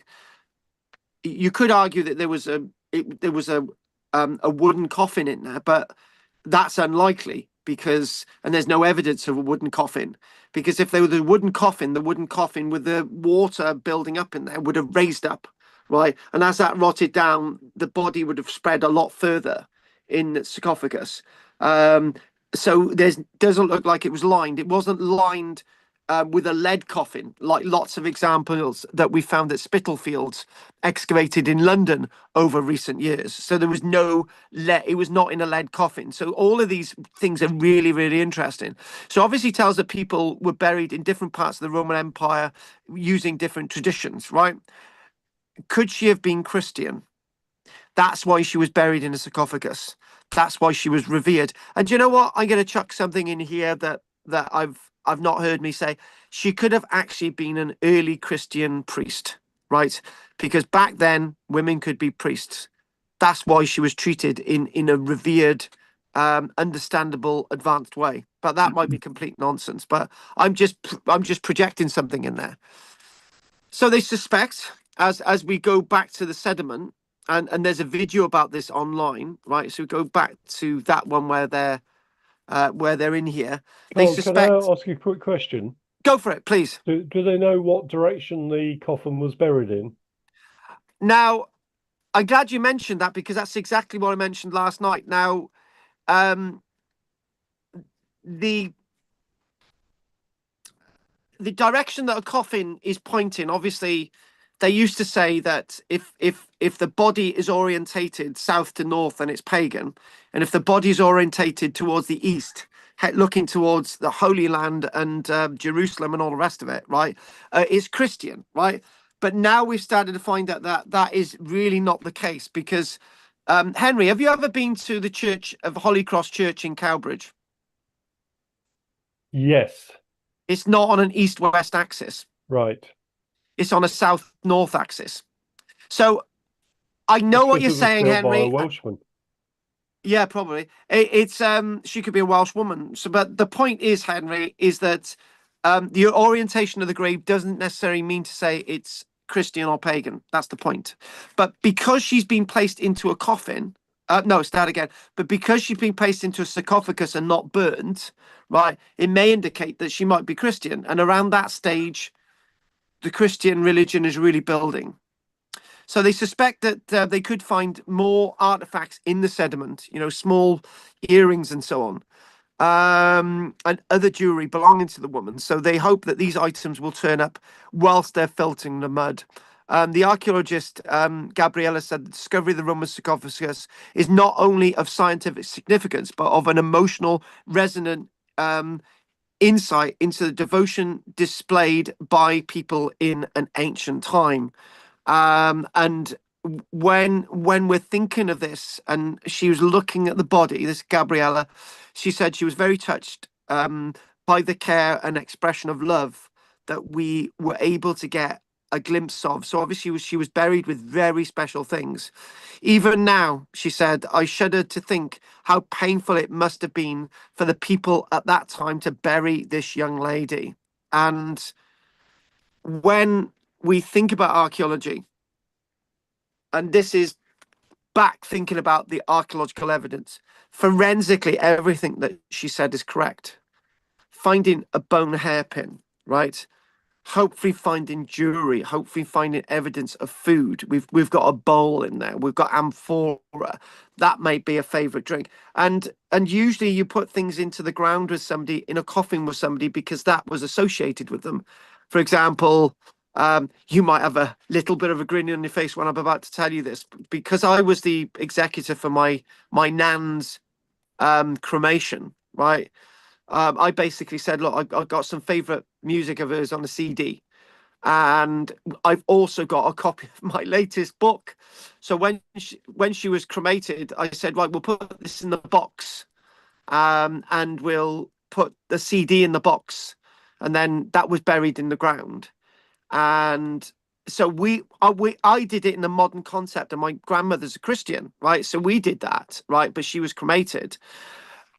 But you're also thinking of something very similar to the inferred love that this person had in the past. And we bury people for a reason, that we want to visit them, we want to revere them.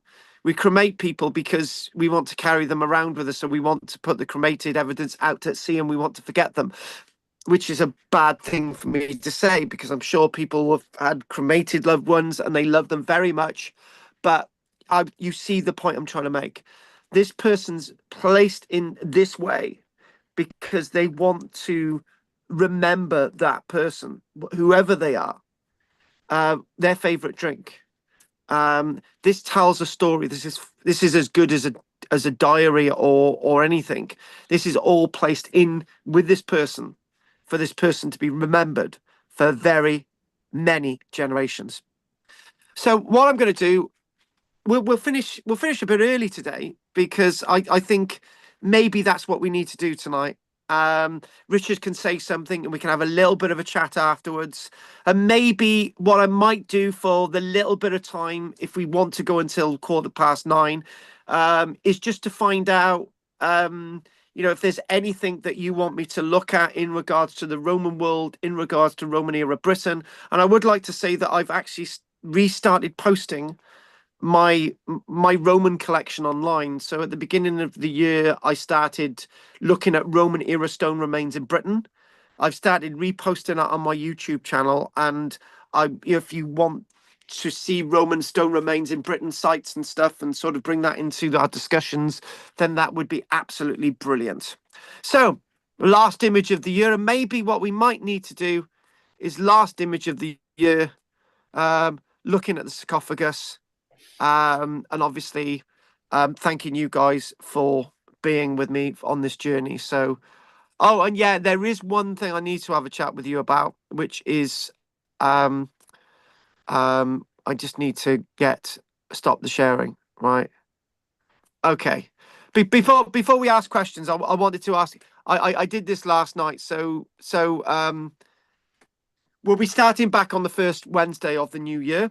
And you obviously know that I'll be sending you an email. I'll send that to you on all sort of mediums, so you get to see the YouTube video.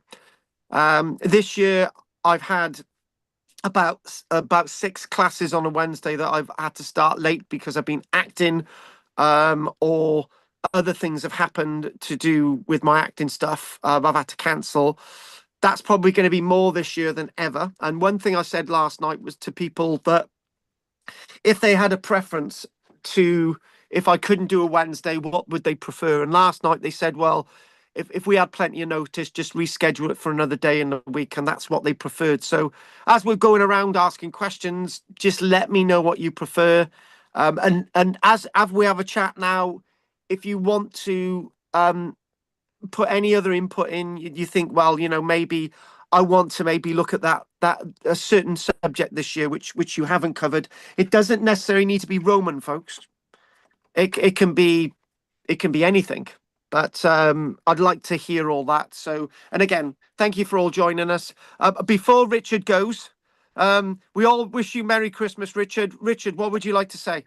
I'll say what's happened to your hair. Well, because I'm Santa, because I've got to wear a wig, right? Right. Because I've got to wear a wig. That's basically what's happening, love. And do you know what? Apparently, I'm the best Santa that they've ever had, and they want me to do some bookings next week, and they want me to do a booking on Christmas Day. And Michelle said, "Oh yeah, go and do Christmas Day, right?" And I said, "No, I'm not doing Christmas Day." She said, "Why not?" And I said, "Hang on a minute, I was supposed to be spending time with you."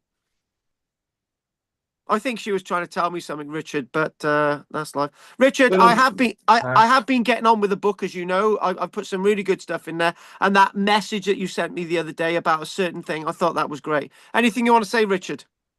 No, really interesting. It's terrific, but sarcophagus. Yeah. Really interesting. Okay then. Oh, very good. And hopefully we can get some more information from the sarcophagus. So, anything else you want to add, Richard, before you go? No, that's it for me for this year. Right, okay then. Well, Roger will come on to you in a minute. Anyway, we'll all say good night. Merry Christmas, Richard. Merry I will see you in the new Christmas, year. Richard. Everyone. Night night, Dickie. Nadolig Llawen. Everyone. So long. Nadolig Llawen, Richard. Night night, night night, night night. Right, Roger. Roger wanted to put the Welsh in. Nadolig Llawen a blwyddyn new that. Yeah. Beth, any question, Roger? The only thing I often pondered, never gone into much, is the official end of occupation was 410 AD, but there were troops and everything, for what you'd said, up to about 476 more, something. Yes. What was any evidence of how things were run, what the Romans were doing, even though it was a bit of a sort of broken government, I guess? What evidence is there of them and what they were doing after that 410 announcement from Rome? Well, we don't really know that the 410 announcement of Rome is genuine or not, so that's one thing. But there's obviously what I think the answer to the question is quite clear, right? Rome Rome as a governmental structure ceased to operate in Britain well before the 400s. So what we're seeing is that the military in Britain is not the old military. It's not legions. It's not auxiliaries. It's military groupings, mainly probably of British troops at that stage. So when you get to the 400s, the idea of Rome being Rome in Italy is no longer what's happening. And the reason why many people decided to keep on in Britain, the military presence in Britain into the 420s, 430s, particularly at Byrd Oswald, when you look at the evidence of Carlisle, when you look at the evidence in the north, because mainly they're British people. So why would they want to leave the country anyway? So that's what we're seeing. And it's moreover that historians like us to believe that suddenly there's a moment in history that everything ends. But now we're learning in archaeology that that's not the case, because Like in the Bronze Age. even when we look at AD 43, what we do see is that there was a Roman presence in Britain before the Roman invasion in AD 43. There were people burying in a Roman way. There was Roman officials here. There were Roman traders here. There were Roman type villas in Britain, right? So it never did start in AD 43. History's not as easy as that. Okay, there are bits of history to say that, the D-Day, the 6th of June, the Allies invaded in Normandy. Yeah, that's a set date, right? But those are exceptions in history, right? Even when you look at the Battle of Waterloo, the French were winning a battle at Wavre over the Prussians that same day. So the French did have a victory, but they lost at Waterloo, right? So that wasn't the end of everything. So not even Waterloo was encapsulated with the immediate end of Napoleon, right?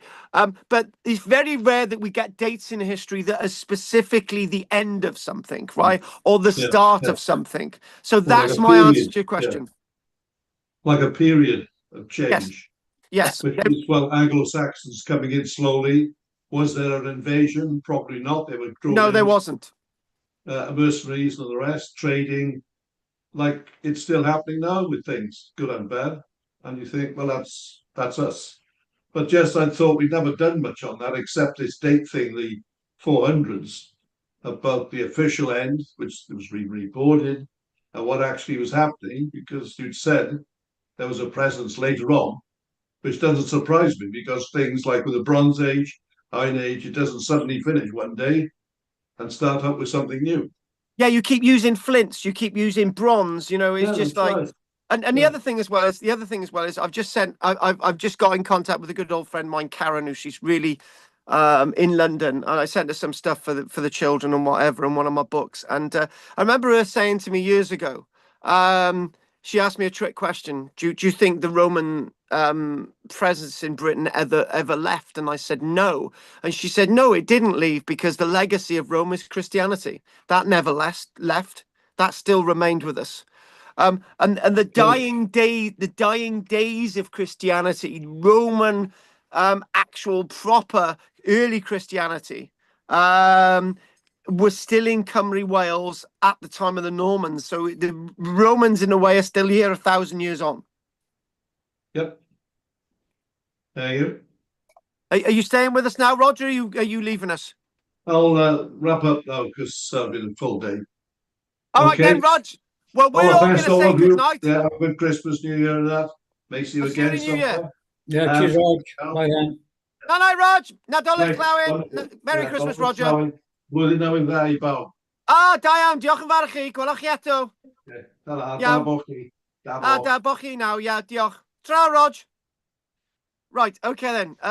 Bill, you wouldn't even know what Welsh was in my stakes. Don't worry about it. You're a bit backwards up there. Bill. I've got two requests, but they are both Roman.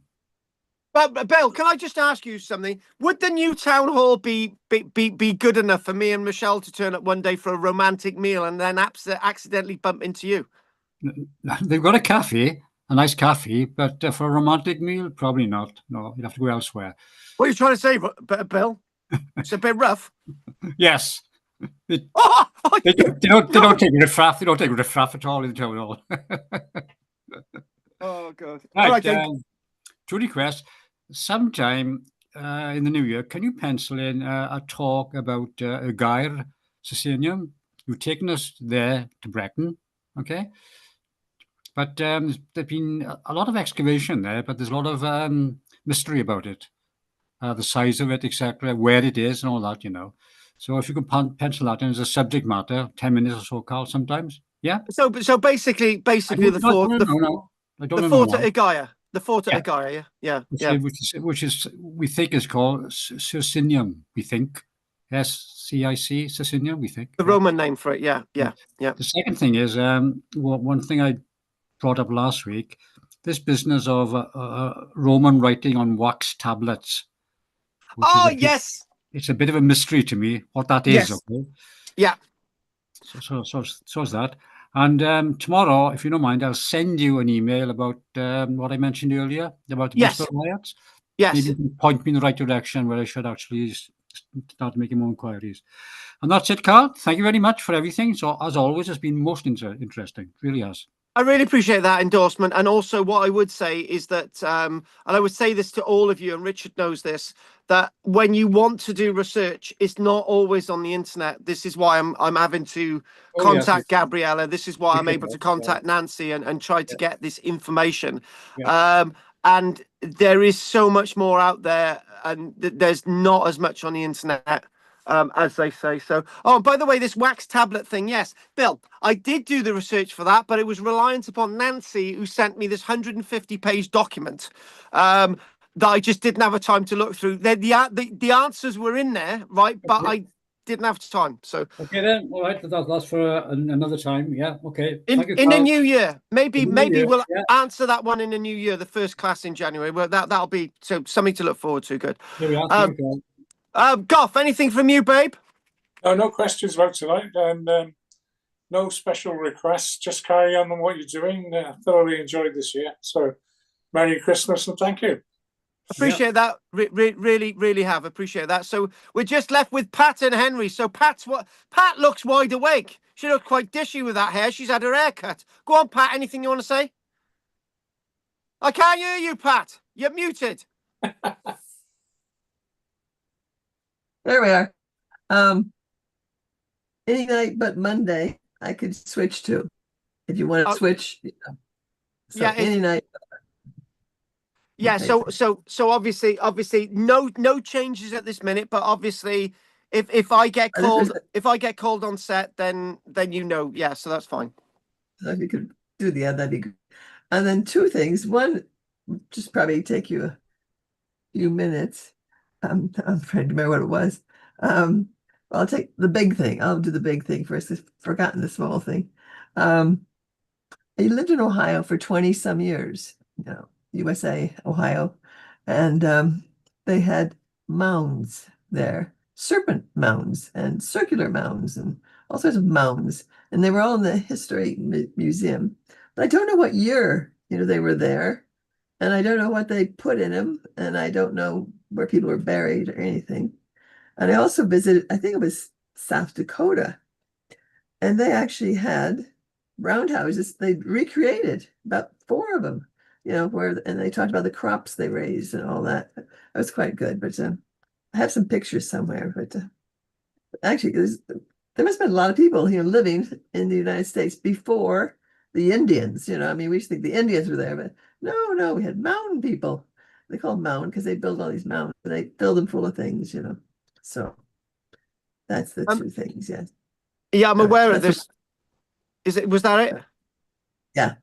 Right. I'm aware of both subjects. We did actually do a talk of this ages ago, but obviously I don't think I did the mound building at Dakota as well, and you mentioned the roundhouses. So that would be something I could mention. And obviously the one quick point is that when we look, it's estimated that the populations of the Americas before the conquistadors were in the the figures have been bandied about roughly between about 20 to 200 million people. So we're talking about big population numbers, and the landscape has completely changed across the Americas. For example, the Amazon.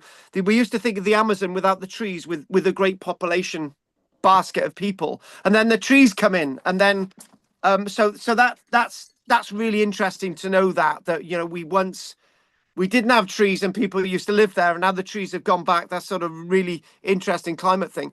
And obviously, when we look at the Pueblo people of Nevada and we look at the people of New Mexico and Colorado, they're living within a landscape that was very different than it is today. So yeah, things have changed a lot in the Americas.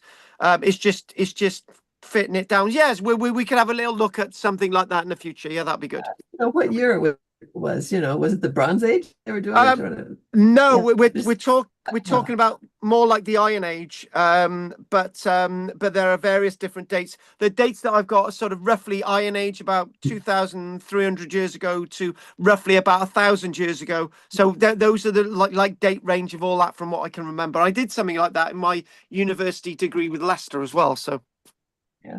Okay, so I'll look forward to that. yeah, we will definitely. We'll get that together. We'll get that together. Thank you very much for that, Pat. It's great being having you along this year. And the last but not least is Henri, who we won't be seeing for the whole of January. Oh Yes, no. I'll be somewhere else, Yes. undisclosed. Yeah. Well, Anything you want to say? One location, or actually I've got two. One is Derry Gonnerley, County Fermanagh. Yeah. Take you about 8,000 years back. Yeah. Give you Yeah. a bit of a time warp. Yeah, exactly. I think we mentioned a little bit about that. You may not have been here, but carry on. And then the other one is off the French coast, off Oh, Burgundy, seawall, all right. submerged, Nice. prehistoric. Nice. Well, I tell you what, if you can get me a link for that, that would be a nice thing to do. We like seawalls. I think I've heard about that. Yeah, but I've seen an image, but I haven't done anything with it. You know, it'd be good. Be good. Seawall, Burgundy. I like it. Good. And I won't redo the dog, Bob the dog. No, I don't think you should do. No, I don't think you should. No. I think I will have some counselling after this tonight. Not too much. It's just enough. Anything else you want to say, Henry, before we go? No, I think you'll. I could give you a lot more, but I think you might actually explode. So we'll leave it there. All right then, not a problem. Yeah. Not a problem. Yeah, go on. Who said something then? That was me. I remembered one thing. Can I tell you what I Yeah, remember? go quickly. Go. Okay, just quick, short thing. When I was in Rome, the bus would go by, and we've never seemed to see it, but from the bus, it was an apartment building. Roman Yes. apartment building. Yes. Yes, and that's pretty interesting. How they lived and where it was, and you know, they only have the one, I think. I don't know, but anyhow, just be a 5 minutes thing, you know. Yeah. You are right. There is a Roman brick built apartment building still standing in Rome. Yes. And I will show you some photographs of that. Yeah, we will be doing that. Yeah, that'll be nice to look at because that is way back. Yeah. So that's sort of the early stages. Yeah, that'd be good. That'd be And good. the temples and things and arches and you know. But definitely the apartment building. Yeah, because we've done lots of the arches and stuff. Yeah, exactly. Underneath the arches, Cheers. there's just a brick or two, all for the Romans and for me and you. Good night, Merry Christmas. That'll be fine. That's a good answer. Right, if nobody else has got anything else they want to say, right, Last thank you one. for that sing song. What's that, Henry, quick? Portchester Castle, Roman. Yes, that is in my series, but that is Good in night. my. Bye, Bill, and Good have a night. good Christmas. Good night.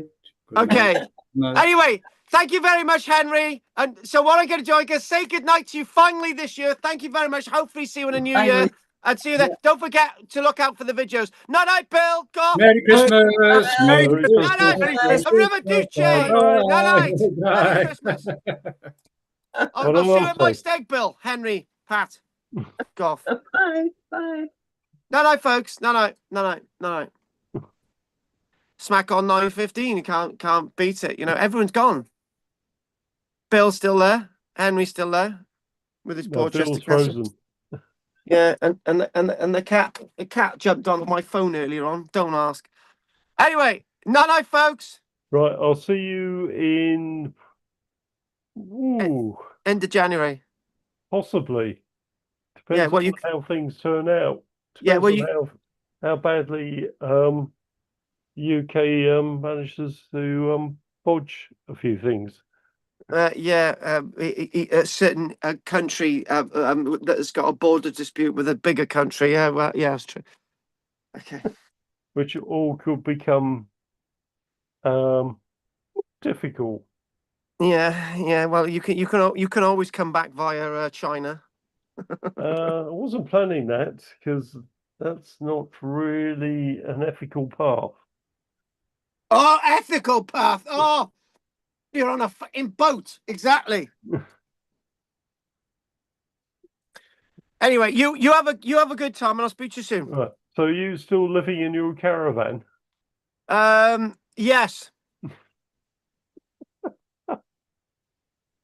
Is it very wet there? It's exceedingly wet, right? It is very, It's very wet. dry here. What, in Wick? No, where I am. All right. It's not going to be dry in Wick, is it? Wick's always flooded. Oh God, flipping heck. Anyway, I haven't checked any of the monies, but if you have sent it over, I really appreciate that. No problem. Absolutely. As I say, if February comes by and I'm not here, you'll have to nudge me because could be further away. Well, don't worry. We'll be communicating. Don't worry about it. Just send me the odd email and the odd thing. Yeah, it might be satellite phone. Right, okay. All right then. Good. Lucky bastard. All right then. I'll see you soon. Adios. If the bloody thingy goes up, a satellite phone is a very useful thing. Never mind. Oh God. All right then. Night. Adios. Adios. Thanks for everything. I'll see you soon. Right. Okay. I think that's everything. That's me live for the year done. And lots of things have closed down today. Obviously, my acting counsellor said goodbye to her on Monday. My last live classes of the year, but I'm coming back in a new year. And yes, I need a well-deserved break, actually. So I got to travel back now. I did plan to travel back earlier on, I didn't. So weather crap. So I'm gonna just go back, camper van, and just park up in Brecon, fall asleep. And yeah. Anyway, we'll post something at 7 o'clock next week, right? And that'll sort of, don't know. Might do a live on Tuesday, I think. I don't know. I might be working it. I don't know. Anyway, let's just see if there's anything in the chat. Nothing in the chat 1, nothing in the chat 2, nothing in the chat 3, 4, nothing in the chat 5, 6, 7, nothing in that chat box. 1, 2, 3, 4, 5, 6, 7. Diolch yn fawr i chi. Nos da. Night. Night, everybody. Bye-bye. Merry Christmas, and I'll see you all in the new year. Record